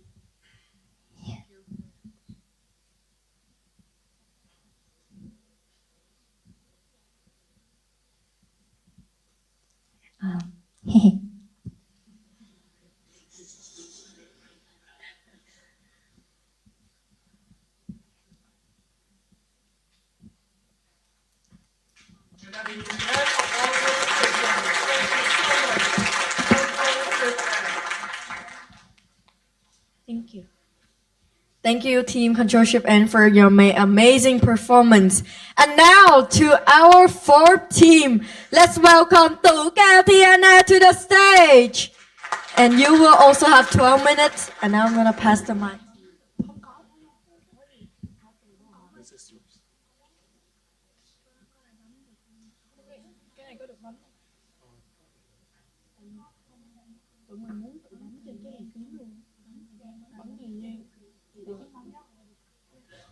So,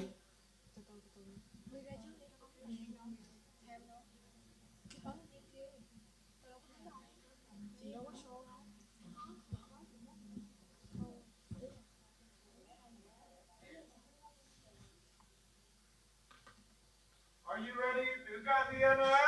Yes. Okay, so your 12 minutes may start right now.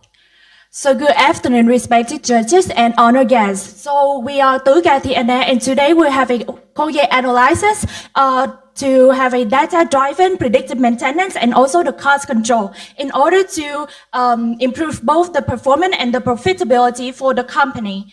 So first of all, let's take a look at the case context. So this case context is emphasized on identify the key factors that contributing to the machine downtime and the defect rate of the product in Colgate-Palmolive manufacturing process. So the objective is we are using the production data set and the maintenance product order in the last 6 months and with the demand side type forecast to answer 3 questions.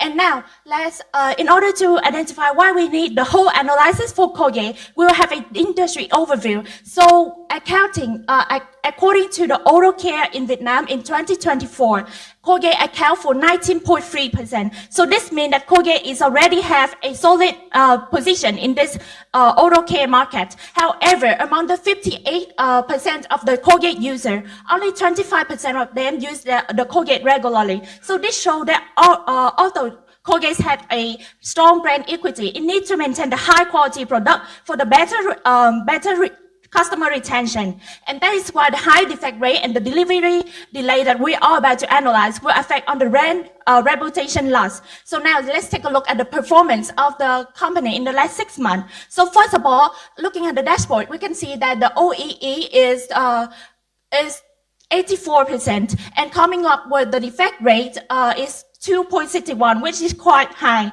So this means that the Colgate-Palmolive production efficiency is stable but not optimal yet. And that is why we suggest for the need for the better standardization as well as the maintaining planning. So in order to identify the main root cause, we need to focus deeper into each of the detail index to identify what happened to Colgate actually in the last 6 months. And first come up with the OEE, the overall equipment effectiveness, is the multiplication of 3 factors. That is the availability, mean that the machine can work with no stop time. The performance, mean that the machine can work as fast as possible. And the quality, mean that the machine can work with no defect rate. So according to what we should research in the FMCG market, these indexes should be around 80 to 85%. But however, for the case of Colgate, the availability rate is just only 74%, which is quite lower than the average rate. And come up with the defect rate is the number of defects and the errors found in the product. So this defect rate in the FMCG market is lower than 2%. But for the case of Colgate, we identified the rate of 2.61%, which means it's quite high. And that is why we need to minimize the defect rate, not only to just enhance the overall production, but also increase the PTY. So now we have put the 4 problems that we found out in the data set into this important and urgency matrix. So we found out that the first one, the high downtime reduces the availability rate, that it affects the OEE, the low quality product increases the defect rate, the uneven product line, workload, forecast demand, and lastly, the unstable quality between the product line. So this drives us to the key issue, that is the inefficient in the product line process as well as the unbalanced demand for the product line. So both of them mention something about the product line. That is why we start to identify into the predictive risk in the short and the long run for the machine. So first with the short term, here we have the charts that visualize about the short-term machines held through downtime, defect rates, and unplanned failures that they have. And each purple will represent for a product line names. The size indicates the numbers of maintenance times, and the color is by probability risk status. And we based on 4 criteria to point out 5 main category here. First is 202 run, which are the machines with high defect rates, high downtime, and they have experienced many maintenance orders, but still recurring many issues per day. So in next 24 to 48 hours, these are the machines with high risk. Similar with these are the critical one. They also have high defect rates, high downtime, but they have just already passed the maintenance orders. The other ones, the next one is the emerging risk one. They are the machines with that are instability, and they have just minor failures, and they are close to the maintenance order days. So in next 24 to 48 hours, we can plan the maintenance orders for them. The other one is the preventive zone, which are the machines with just small issues and the others are stable. Now let's have a look about the long-term predictive model. We categorize based on the short-term status of each machine, then combine with the numbers of site types that they're responsible for. As some machines not only produce one type of site type, so if a high numbers of site type push on the machines that already risk in the short term, it can put pressures on them to produce at the future forecast demand. And this also the next criteria that we use, which is the ratios of forecast demand over the product's availability. And this model will provide us about the probability that the machines can produce at the forecast demand productivity. And so by that we can build accurate, effective, and possible strategies for Colgate in the next few months. Now let's have a look about the performance and cost index. In general, this index means that with higher index we will have a better productivity with lower standard cost. So we can build a better strategies for the financial strategies. Here we have the chart that show about the future performance cost over the historical performance cost. And through this we can see that some size type have done by inefficiency and risky machine will result in lower performance cost forecast than the other one. Before moving to strategies, let's have a look about the variable comparisons and know how they impact to the performance cost index. This chart shows that QB tend to have higher impact than the other one. So in this case, training is necessary. These two, and let's move to some common delta reasons. These two reasons have more impact than the other reason one. So we need to prioritize and fix the reason soon. Now let's have about the impact calculations.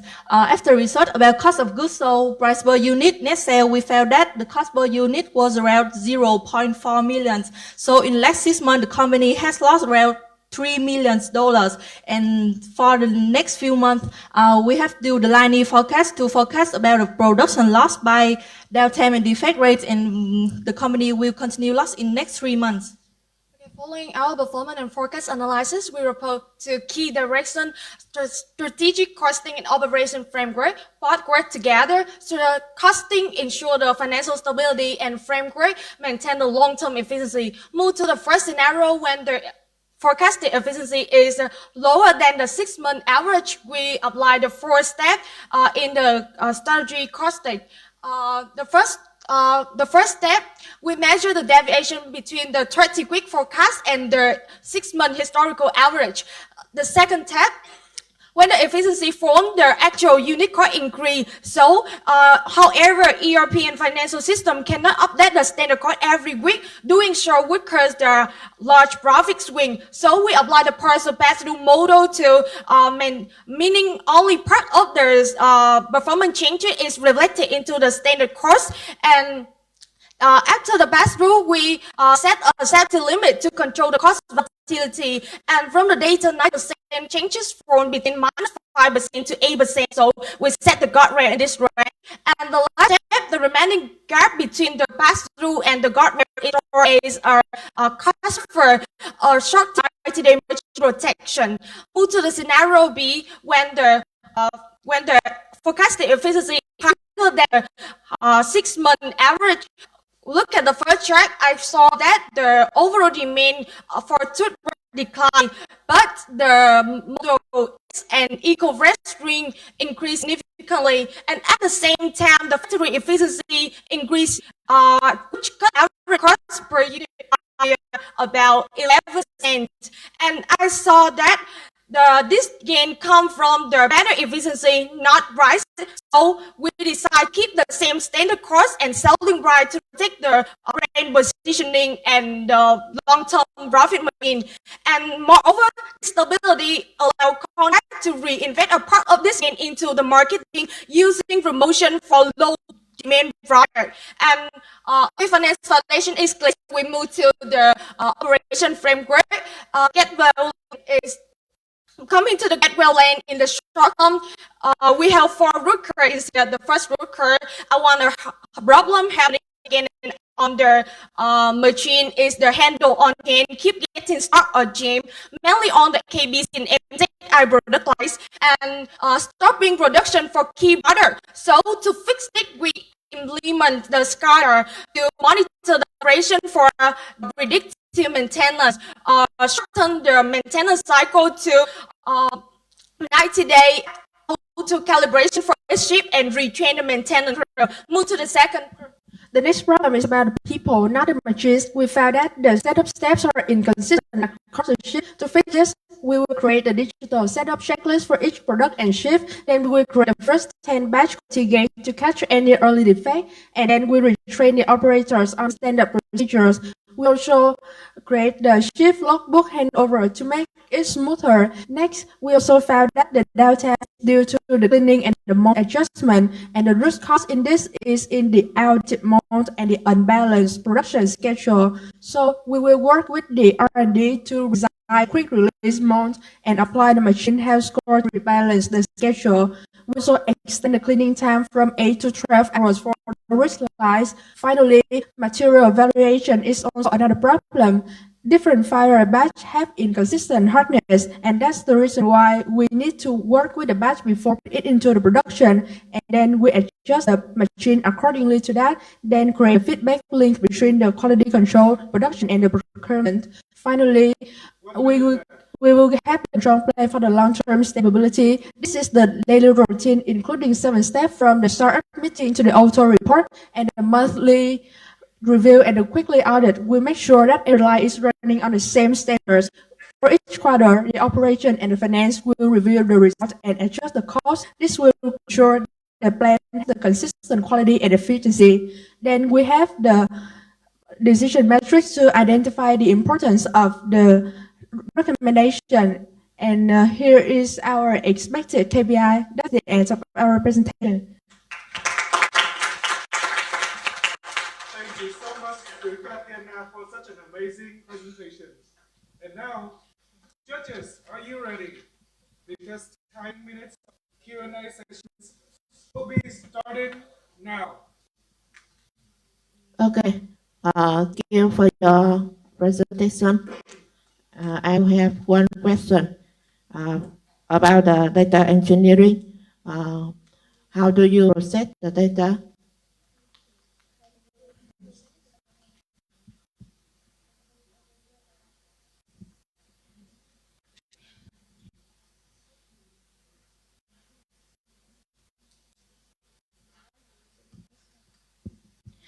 So first of all, after receiving the data from the organization team, we have cleaned the data, and we have like combine all the process of a machine, and also sort for the data in the date and in the shift, as well as the whole type, in order to have the overall view of the picture of the machine. And then we analyze on each process of each machine to see what happened to that machine and what is the overall downtime and total time of each machine.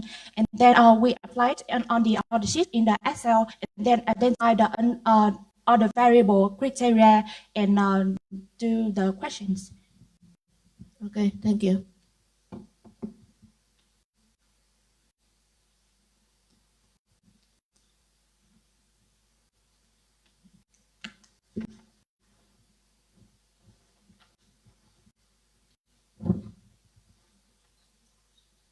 Okay, during your research, which is the most important data point, the missing data point that if you want to have to put into your research, what is it and why?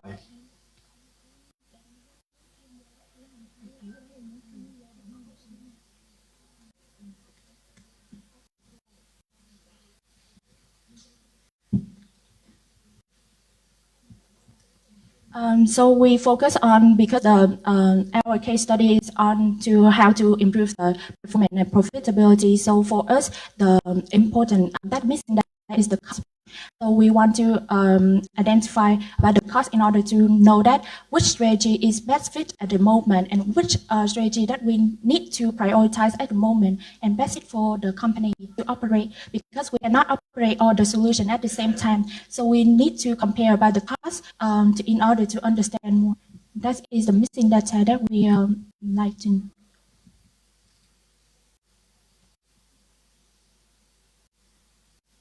Can you define the specific cost that you want to have to put into your research?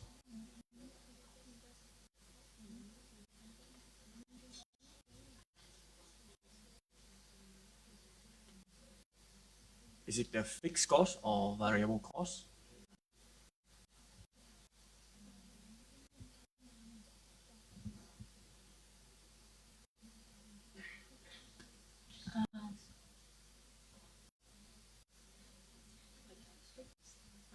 So we want to identify by the fixed cost, and according to what we research, the audience we can approximate research online, and that is why we need the fixed cost in order to have the most accurate solution for the company. Thank you. I will follow up that answer because the fixed costs is that what you want to have, but how about we also have the data proof that the demand also affect to OEE, right? So about what your opinion about the variable cost?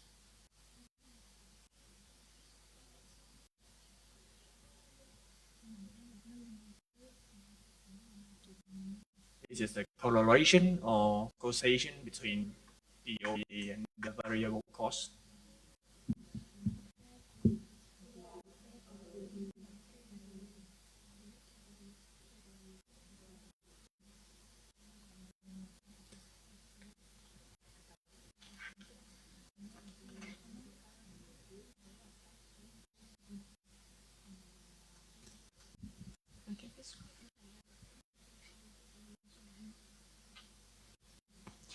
So we choose the fixed cost first because it can affect on our financial strategy too. And like I mentioned, we want to have an accurate strategy. And why not the variable cost? Because the first one, as we mentioned, the variable cost somehow we can predict, and also research on the market, and for the correlation between the variable and the OEE and the demand. Your questions. So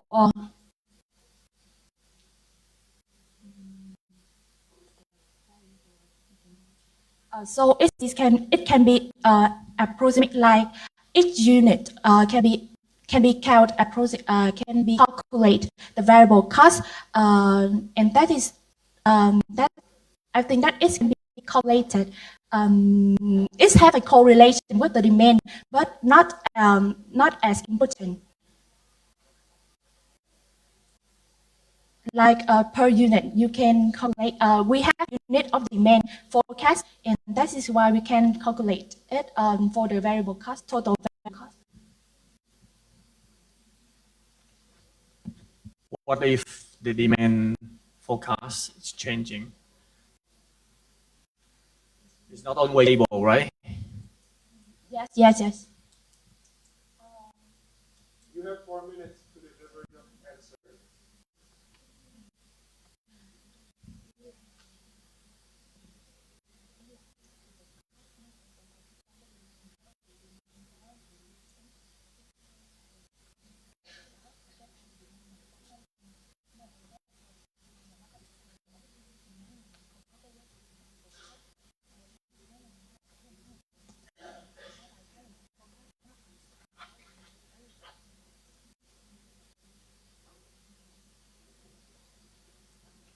So maybe because we are discussing, so if there is any other question, we can answer first, and we will answer it later on. Thank you for your question.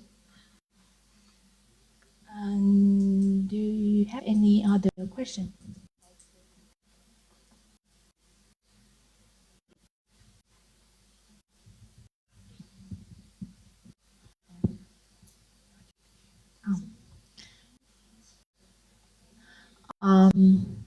Okay. Can I ask you the financial demonstration scenario B? So in the slide, we say that expected KPI is 3% allocated for marketing of low demand SKUs, but at the same time, marketing suggestion is also boost for high demand SKU. What is the prioritize or low or high? So what's the trade-off for impact if we just boost low, not high? In the slide financial demonstration scenario B, I didn't see the slide page.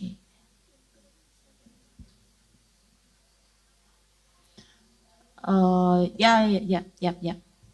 So recommended allocation is 3% marketing for low demand SKU, right?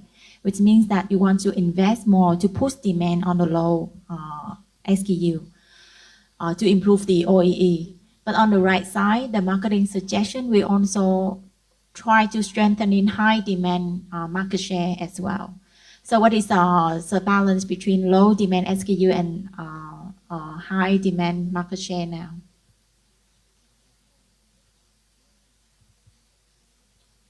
You have 1.5 minutes left. So may I answer your question first? So, we for them to discuss. So the first one is that maybe a little bit confused. So the fixed cost, I think that the fixed cost can we should know about the missing data here is the variable cost. Yeah, well, because of the increase in the increase in the demand will affect on the cost for the factory, also for the human resources and energy, for example. So the variable in cost in this case is more necessary. So that is my answer.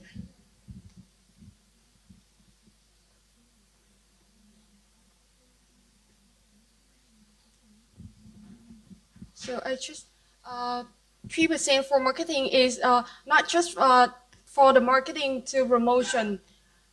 So I don't really understand your questions. Is what do you want? So that you put promotion for low demand SKU, right, in the marketing page. But how about the high demand SKU at the same time? We also push for the tactical campaign. So which means you push both, right? Yes. Yeah. Which one is more prioritized to improve the OEE baseline? Yeah, the 3% for the post marketing and focus on low demand more because and high demand is we create some campaign to premium product to keep this in the market share. Yes. Thank you for the excellent presentation. And that is it.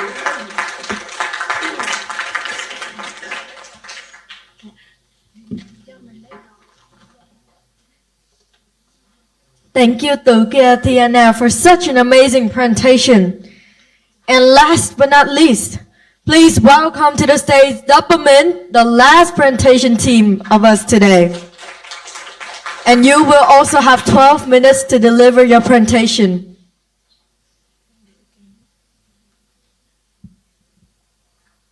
Are you ready, Dopamin? Yes. So, you will be having 12 minutes to deliver your final presentation.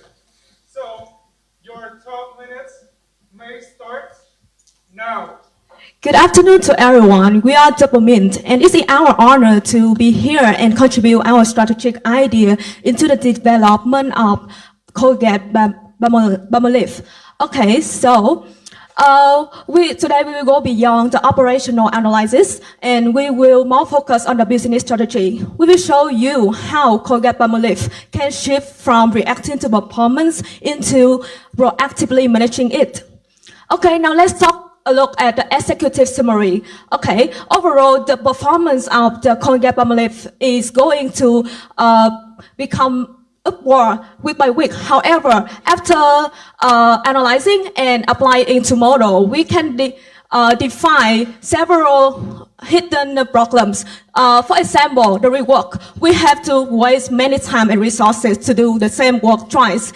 And the second one is more concerning is that the protection net that should keep the system safe is barely there. So we have to face the challenge that should we keep the cost steady to protect our margin, or should we reduce the cost to expand the market share?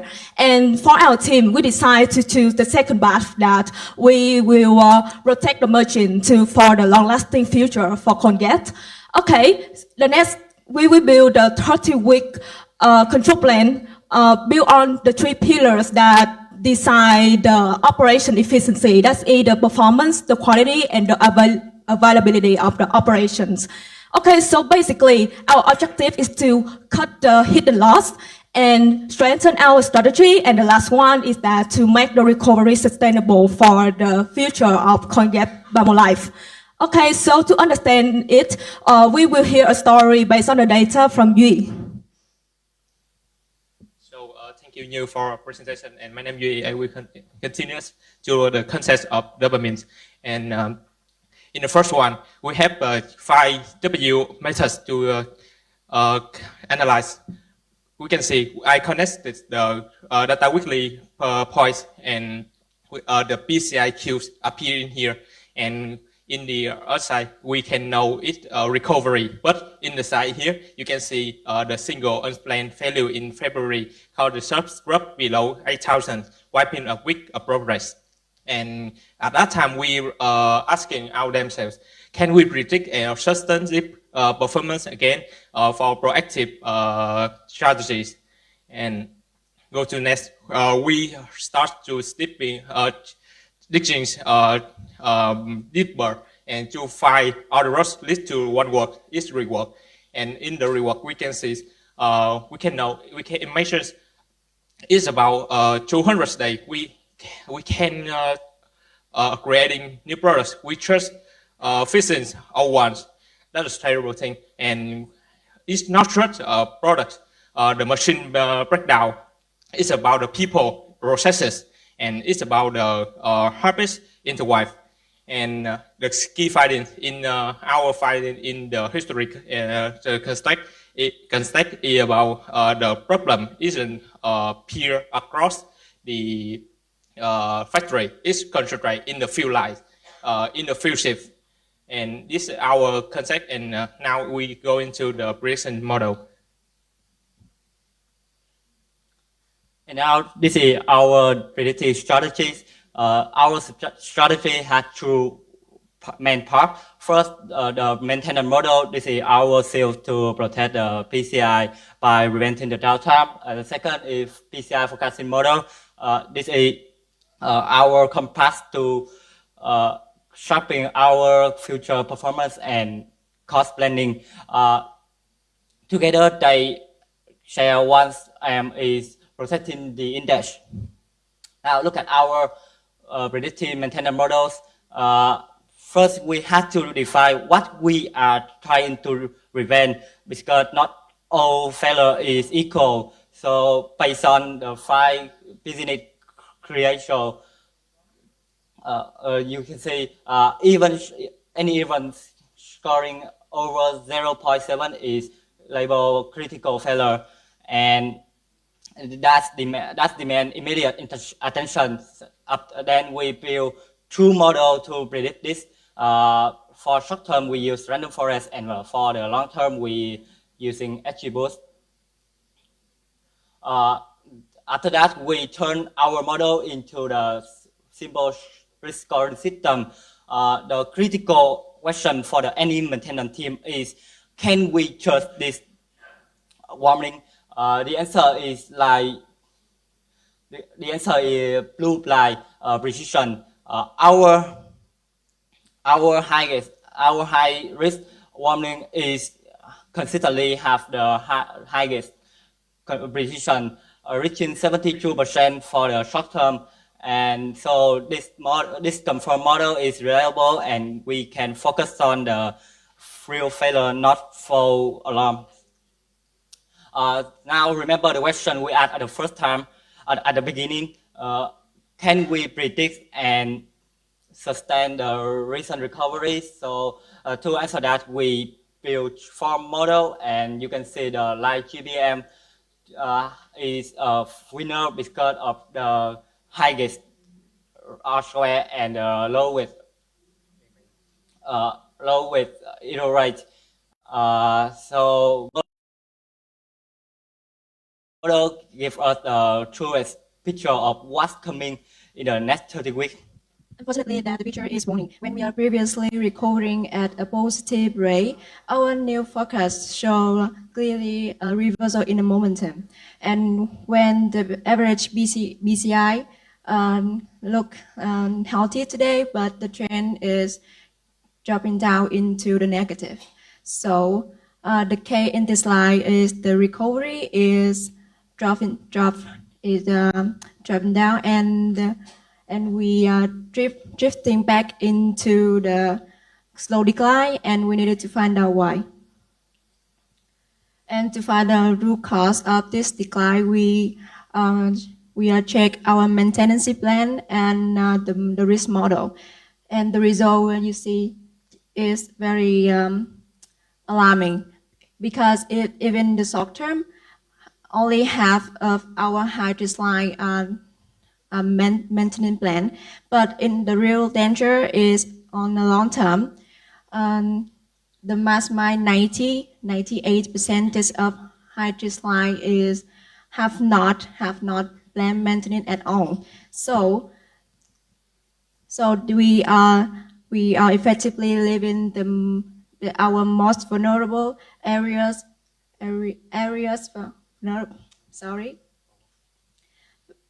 vulnerable, unprotected, and then there's why they make the performance trend is sharpening. So finally, to resolve this trend, we are sharp analyze it, breaking down into 3 key drivers. The first and the most important is the momentum. It's true that the BCI is very heavily dependent on operational consistency over time. And the second is production speed.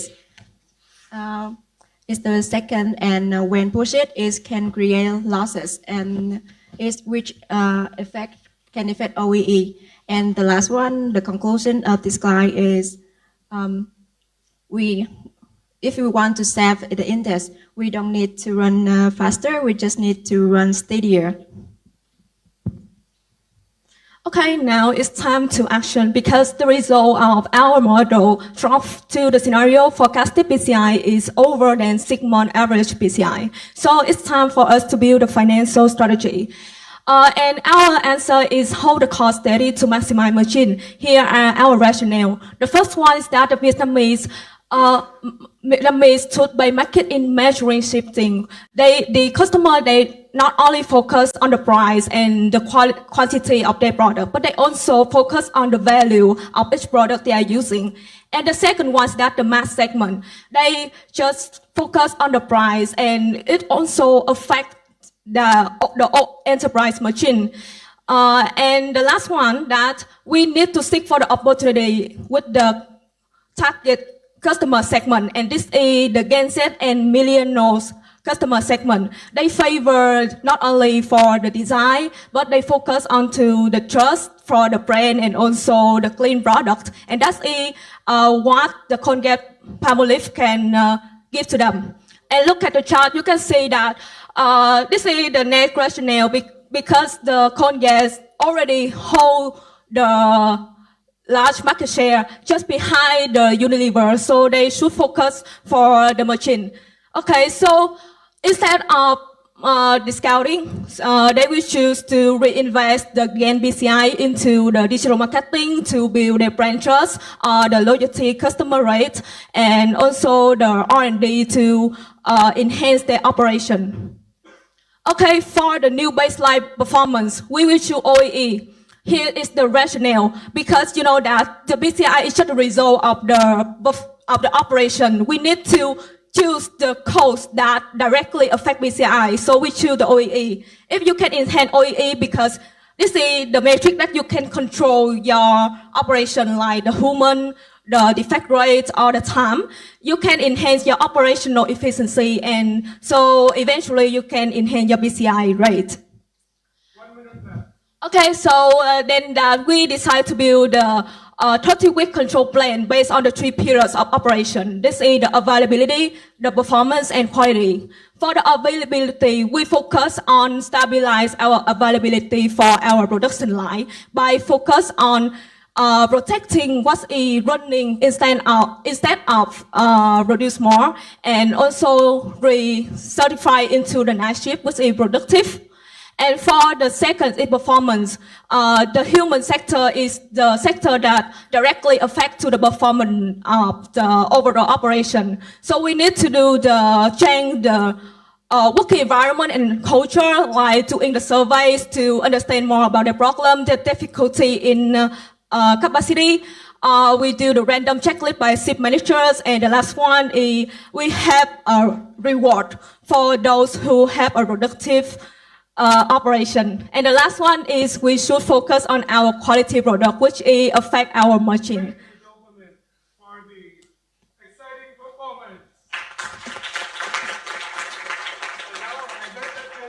Many questions for you all. So judges, are you ready for the Q&A section?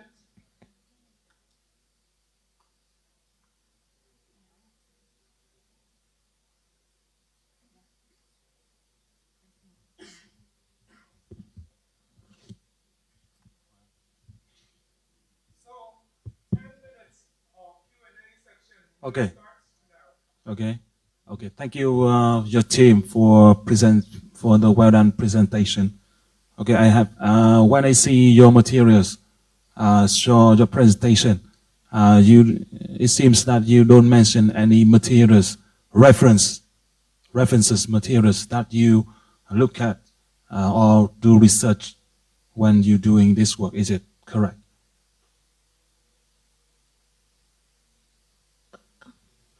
Yeah, is it no references? Or I think I believe that you already read a lot of similar papers, and so you take a look at similar cases for FMCG, and so you need to mention on that to show the rationale for this presentation. Okay, and the number two is why you choose two models for OE modeling data.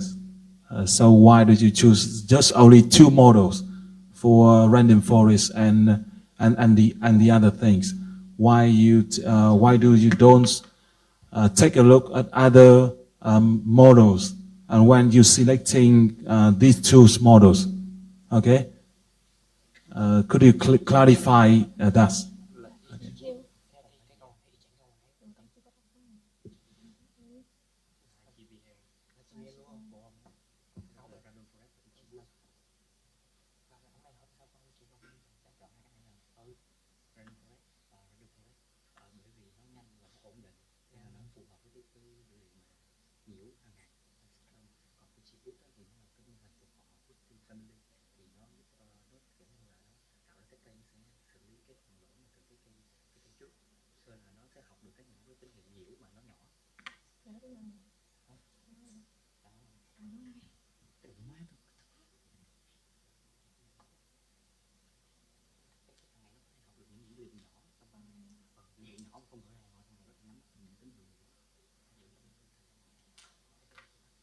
Okay, so we will start with the problem with our data set. The first one is that our data set is the daily data of operational. So there are so many problems like is it not stable and also have so many small and detailed data. The first one we use is XGBoost because it's based on the tree model. It can process is with the optimal performance, and also they can process the signal with the signal with the feature they can learn from the previous stage. Okay, and the second one is the random forest because as I mentioned, the data is daily, so it contains so many sustainable. Yes,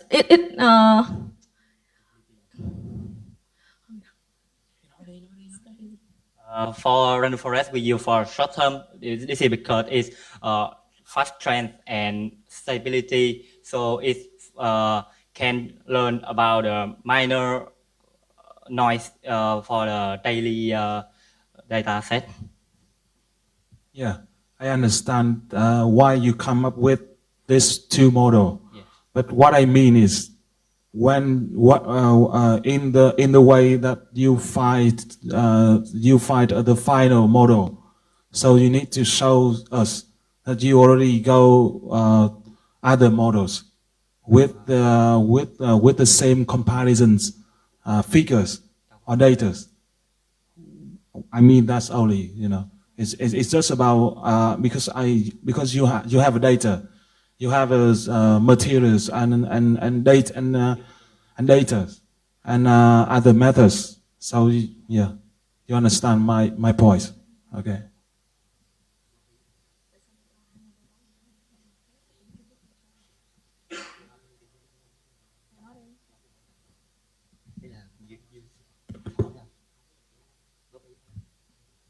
Okay, are you ready for my question? Okay, right. I see that at the end you give the recommendation to increase the PCI, like recommendation to do the survey to understand your staff thinking, right? So yeah, that do the survey, and that's your solution for increase the PCI here, right? Now, when I see when I at this point, I think back to the model you run there. Now we have two arms. The first one to reduce the OEE, right? So that's mean to reduce the downtime. The second arm to increase the PCI, right? So two arms very clear, right? For the first arm, you run the random forest and expose there to find out the factor to predict the downtime in the future. And also for running that, you also find out the important factor that contribute to that forecast value. Okay, now that is fine. You can focus on the important factor, like you can identify the factor there. But remember, for forecasting, we look for like forward. So what happened in the next 6 months, right? Now, the second for increasing PCI, that's the IM, right? Usually we want to find out, we want to detect how can we increase the PCI, right? The forecast here, if we apply the forecast, if we run a forest or something there, right? That's in machine learning model and focus on the forecasting. Forecast doesn't help here because forecast focus on what happened in the future.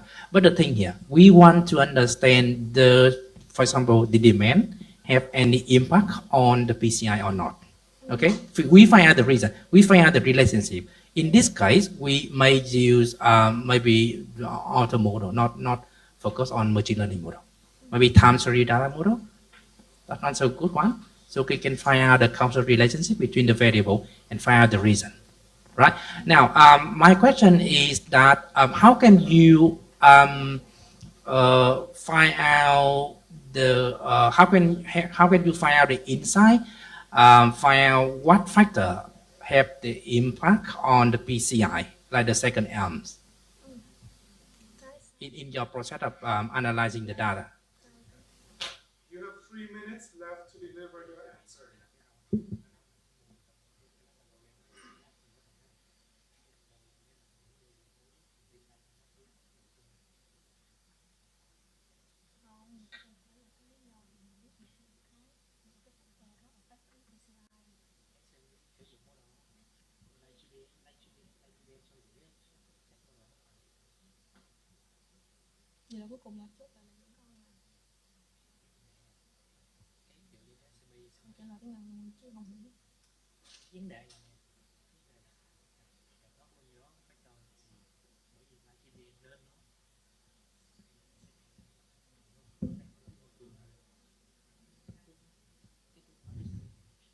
Okay, so we run the SAB.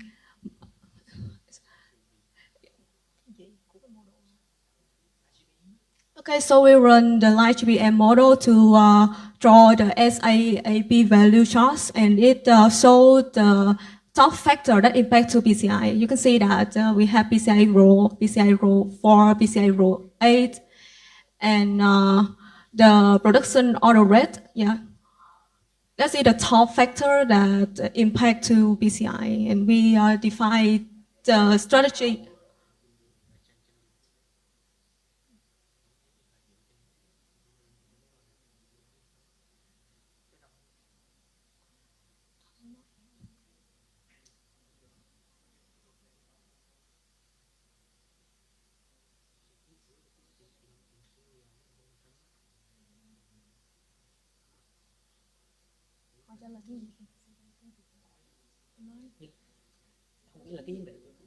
So what model you run this?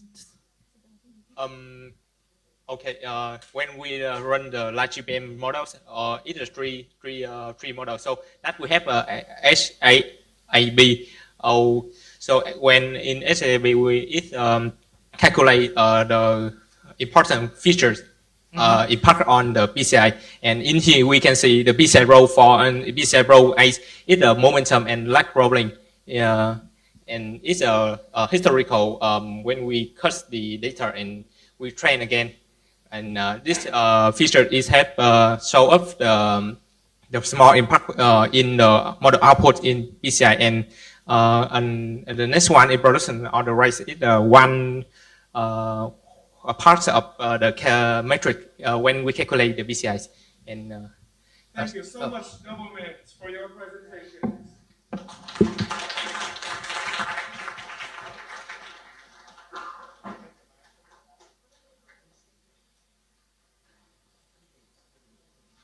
So, after 5 intense pitching sessions, our finalists have successfully completed their presentations. Once again, I would like to express appreciation for all of us. Now, we would like to invite all of our 5 esteemed judges heading to the designated rooms to proceed the marking process.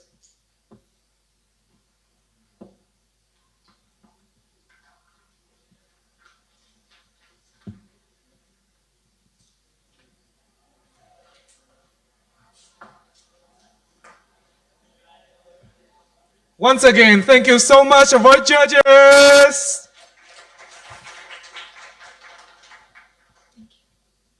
While our judges are discussing and marking the presentation, we have prepared a little tea break for everyone. So to avoid overcrowding in the lobby, we kindly invite our esteemed sponsor, mentor, and guest speaker to head to the lobby first, to the door on the right.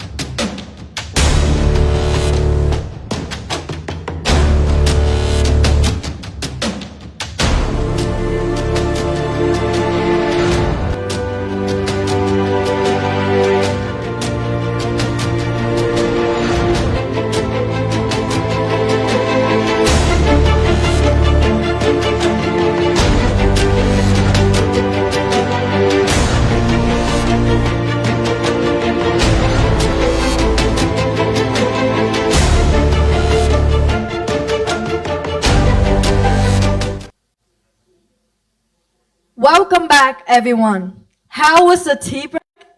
We hope you have a very good time talking to your friends, talking to your family, and enjoy the tea break we have in here.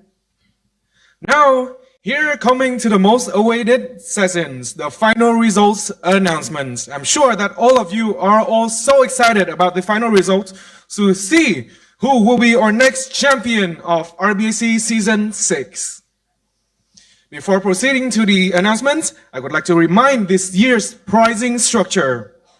This season, the total prize value up to 10.8 billion Vietnam dong.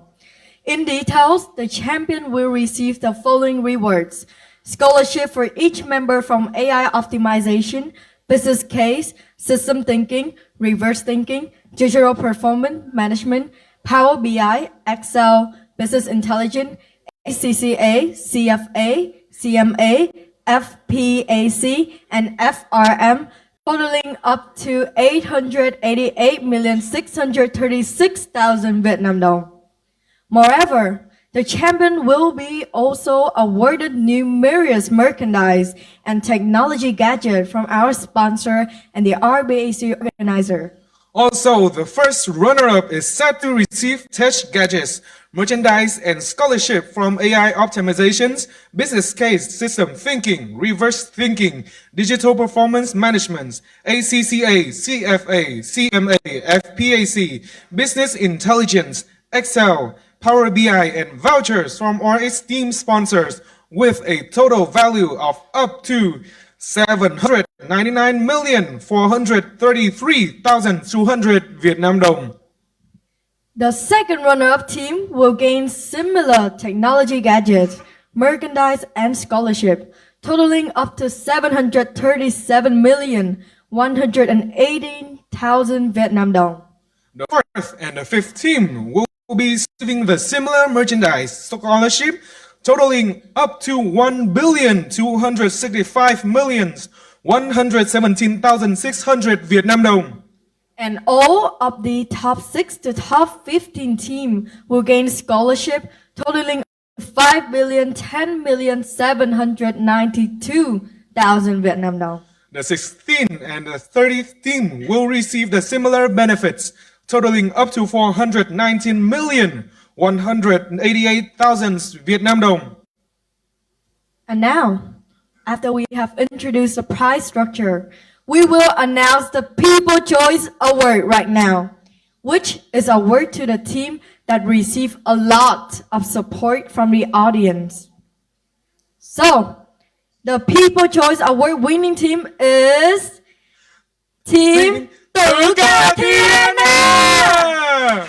Congratulations to Tử Ca Thiên Anh. Please come on the stage and receive your award. And we would also like to invite Ms. Phạm Thị Thu Trang, the HR Assistant Manager of Phú Hưng Life, to present them the award. The winning team of People Choice Award has received 716 reactions, 296 likes, 308 comments, and 112 shares. This is such an amazing number of interactions. Well-deserved team Tử Ca Thiên Anh! In addition to gift and merchandise from our sponsors and RBAC organizers, Tử Ca Thiên Anh will receive 2 internships at Phú Hưng Life with a starting salary of 3 million Vietnam dong per month.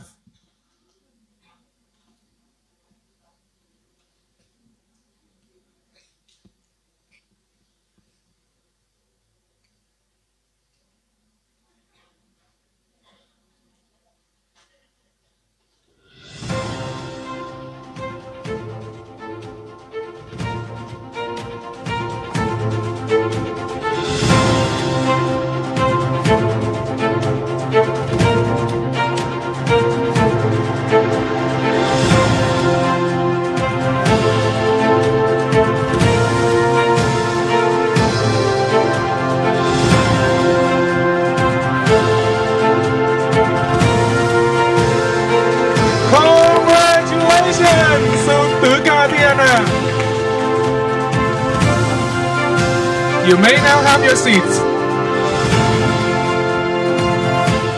And We can't let you wait any longer. So now we will be announcing the top 5 right now.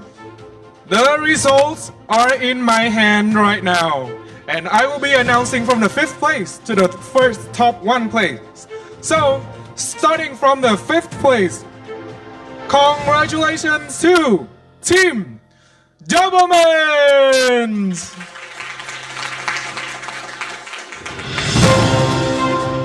You guys have brought an impressive presentation to the stage today. Please come to the stage and receiving your deservable prizes. We would like to invite Miss Viên, representative from Smart Train, to present the award to the top 5 team.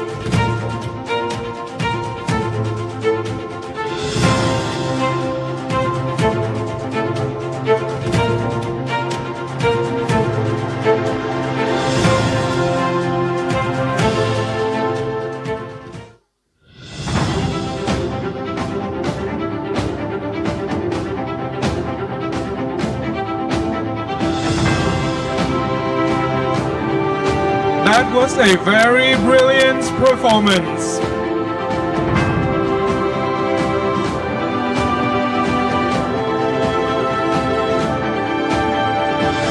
Camera, are you ready to capture this historic moment?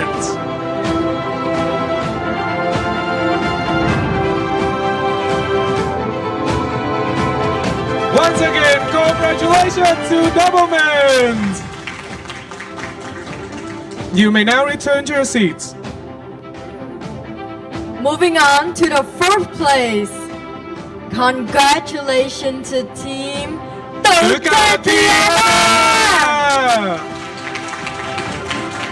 You guys have brought a very impressive presentation today. Very well deserved and very well done again. So please come to the stage and receive your award.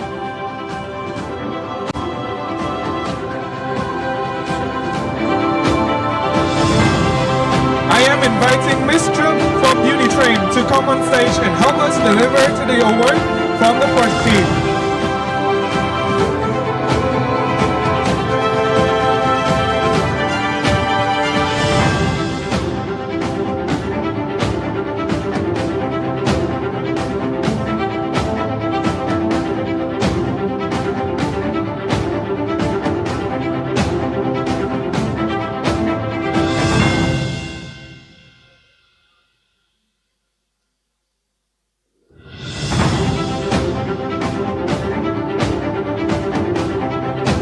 Wow, your effort and relentless late nights are so well deserving.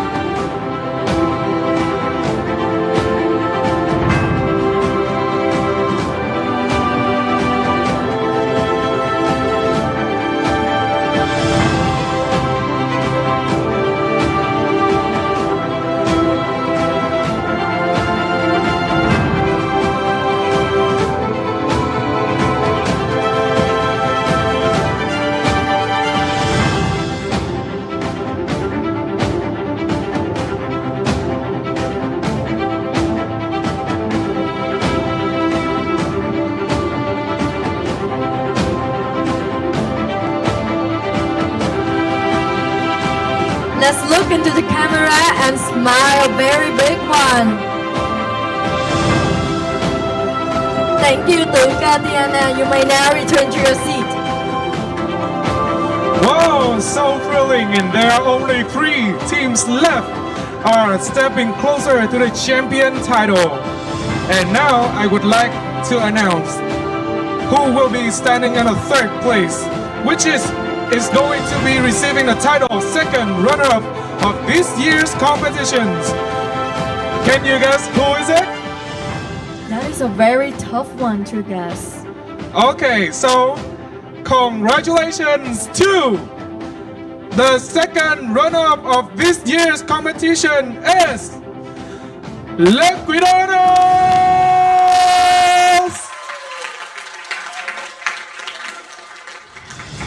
Really good presentations and Q&A sections, and I hope that you will be successful in your future. We would like to invite Miss Ngân from RMIT Coach Academy to present to a second runner-up the reward.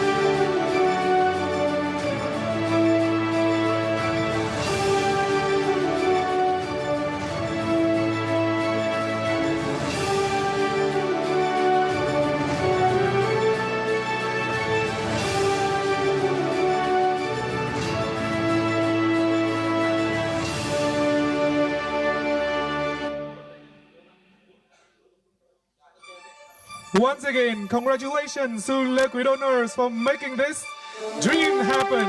You guys are so brilliant, so excellent. Thank you so much.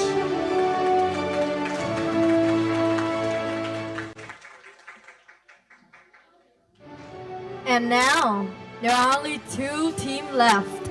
Team Control Shift N and the group intern. And both of you has performed excellently today. But we will see who is going to be the next champion of the RBAC 2025. So, before announcing the result, I would like to invite both of the team to come onto the stage and wait for the final announcement. So everyone, please give them a warm round of applause to welcome them on the stage. Whoa! Congratulations to Control Shift N and Group Intern. You guys are so deserving by your place right now. But there are only one champion title that belongs to only one of you two. So, before announcing the results, I would like to see what is your emotions? What are your feelings right now at the moment? Well, actually, we are really excited, and we are also really nervous now. So we are really looking forward to the final results. So actually, I had to say thank you to all of my teammates for making such a great achievement.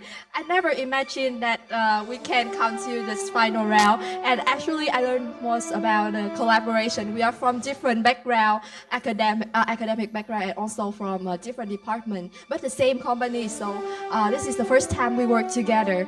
And actually, I had to admit that I used to think of drop. Yeah, due to the conflicts of the group, but actually we still stay together. We resolve the conflicts, and this is a meaningful and wonderful journey I will remember forever. Thank you so much. Thank you, the judges. How much So now I'm really nervous, and I think that this is the effort of all my group, and I really appreciate and also grateful for all effort that we have made together. And I also want to say thank you to all the mentors that have guiding us from the scratch. And I think no matter the prize is, this is the prize for all of us, for our teammates, and also for our mentors, and also the organizer. Yes, thank you. Thank you so much. And now the only boy in this team. So can you briefly introduce about your team members also, like your backgrounds, your school, everything about you, and what makes you to standing here today? And okay, one more additional question, that how do you think you deserve the champion title?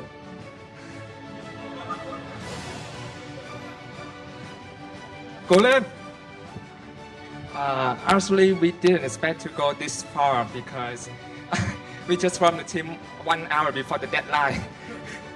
And after I want to say thank you to all my teammates, although we have some conflicts, and also our private mentor, and also the organizer here. And the champion title, I think both teams all deserve it. So any team got it, still such a good result at the end. Yes, thank you so much for your answer. I can have another warm round of applause. So I'm introducing the other team. For me, this journey is really, really meaningful, and only me and my team know how hard we try in order to go into this journey, to this final round, because like 3 days before I submit, I was crying to my mom saying that I'm going to give up.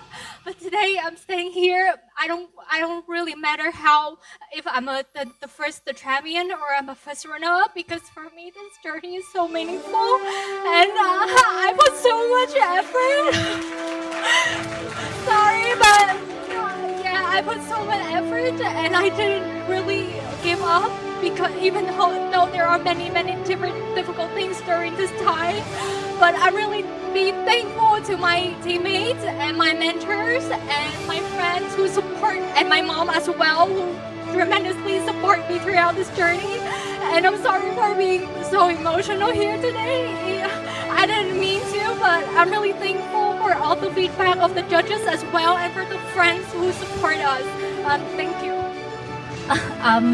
I'm actually smiling, but she wants me to cry too.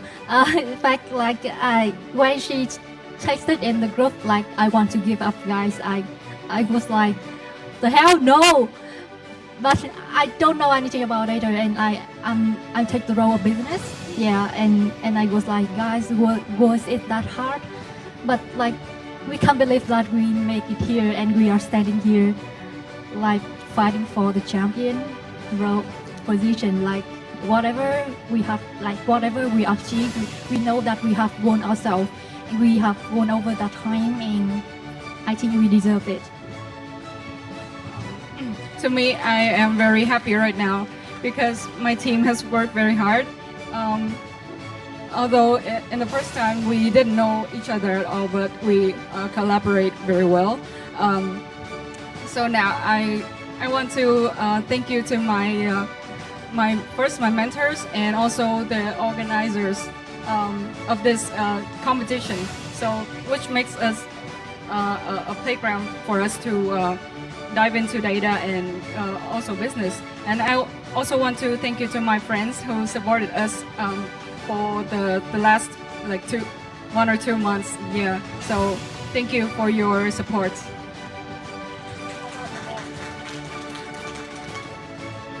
Do you want to say anything to our dear friends, our dear contestants, and dear participants? Yes, I think you want to say something. And please answer my question. Why do you think your team deserves to take out the champion title? I'm very happy.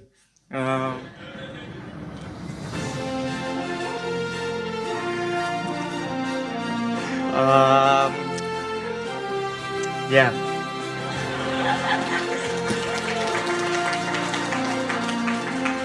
And now the results are in. And I am thrilled to announcing the results. After careful considerations from our judges, the most deserving team of the champion of the RBAC 2025 has been chosen. And a winner of the RMIT Business Analytics Champion Season 6 goes to... Can you guess who is it?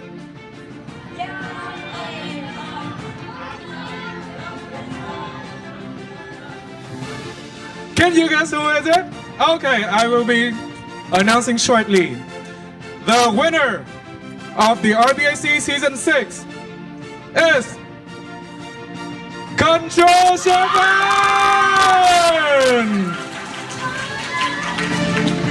And this also means that Group Intern has become the RBAC first runner-up.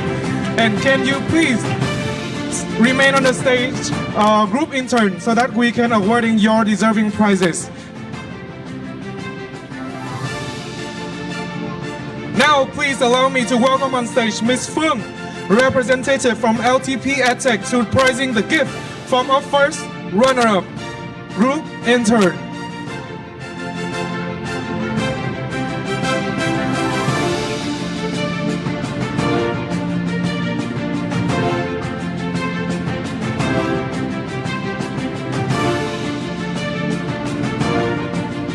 Congratulations to all of your effort, all of everything that you have put to standing here today. And you have surpassed over 1,000 contestants out there to standing on this stage, awarding the title of first runner-up of the RMIT Business Analytics Champion.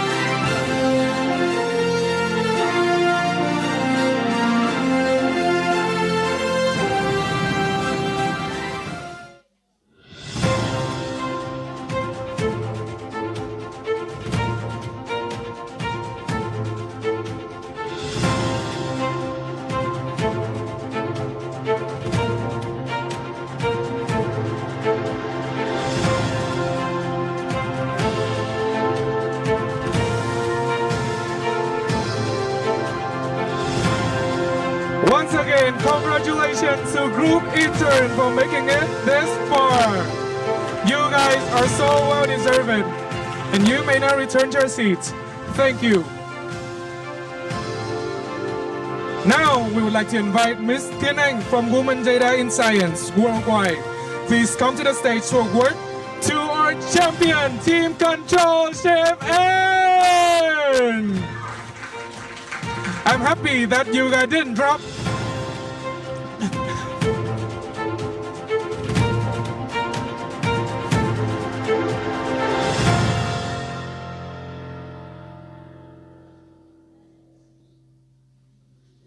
Congratulations, you guys have surpassed more than 300 teams to be the champion of the RBAC 2025. And I'm sure that all of your hard work has paid off. And all the team members really deserve this outstanding achievement. So once again, can I have a round of applause for Team Control Shift N?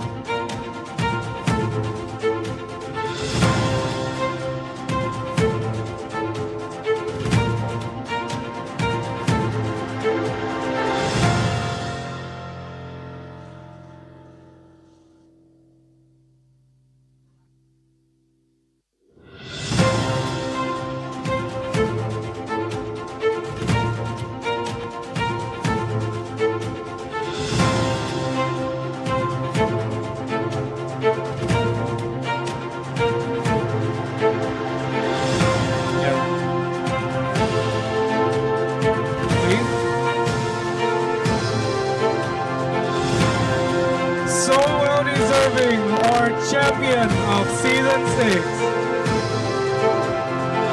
You guys are 100% deserving your title. Champion of this competition and champion of your future.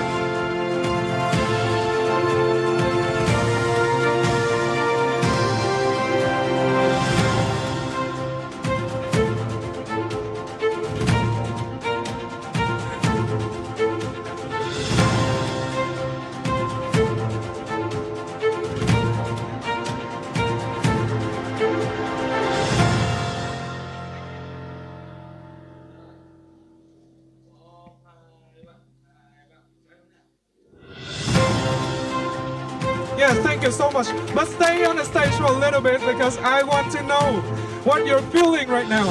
Like, what are you going to do when you return with the champion title of RBAC? We actually worry about our makeup because we try so hard and like my eyeliners and my it's like. How about you? What you're gonna do after returning home? I think that I will use all the knowledge and the experience that I gained during this competition and apply it in the future in my internship and also in the future competitions because I always want to challenge myself more to know what's my limits and how far I can grow. Wow, you are an ambitious woman. How about you?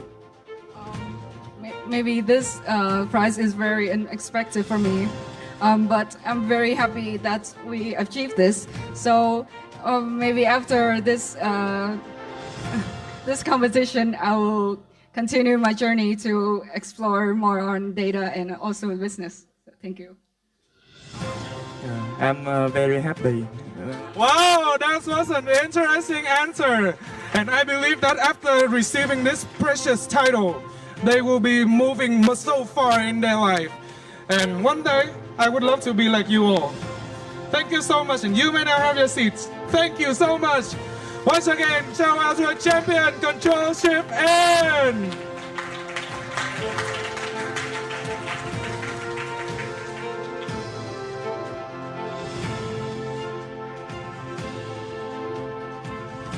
Congratulations again to the top 5 team.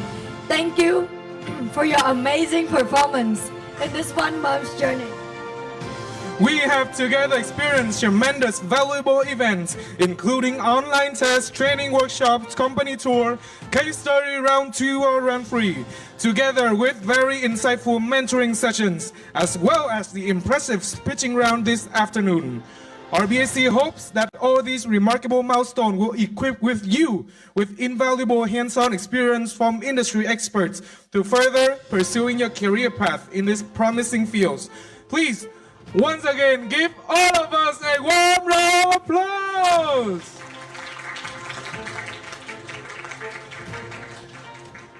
And we are now coming to the end of the closing ceremony.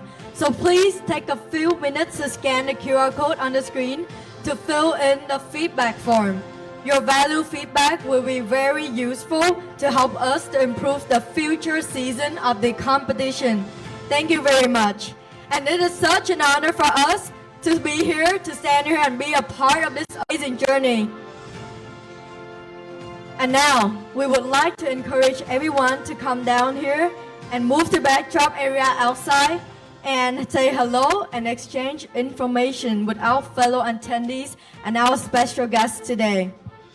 And of course, before wrapping up, we would love to capture these moments with a group photo. So let's gather outside as we are going to capture a very historic photo. Thank you so much for joining! Again, on behalf of the RBAC Season 6 organizers, we sincerely thank you for your attendance today, which contributes greatly to our success.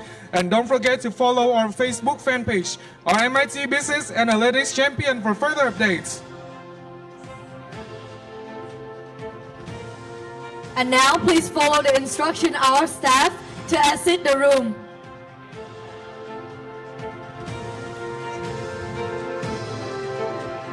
Let's go outside for a historic photo moment. Thank you so much for joining and see you again.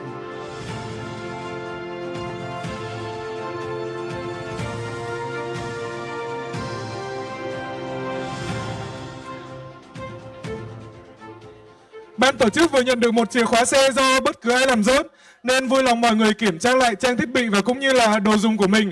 Nếu mọi người có rớt chìa khóa xe thì hãy quay trở lại bàn của ban tổ chức ạ. Em xin cảm ơn.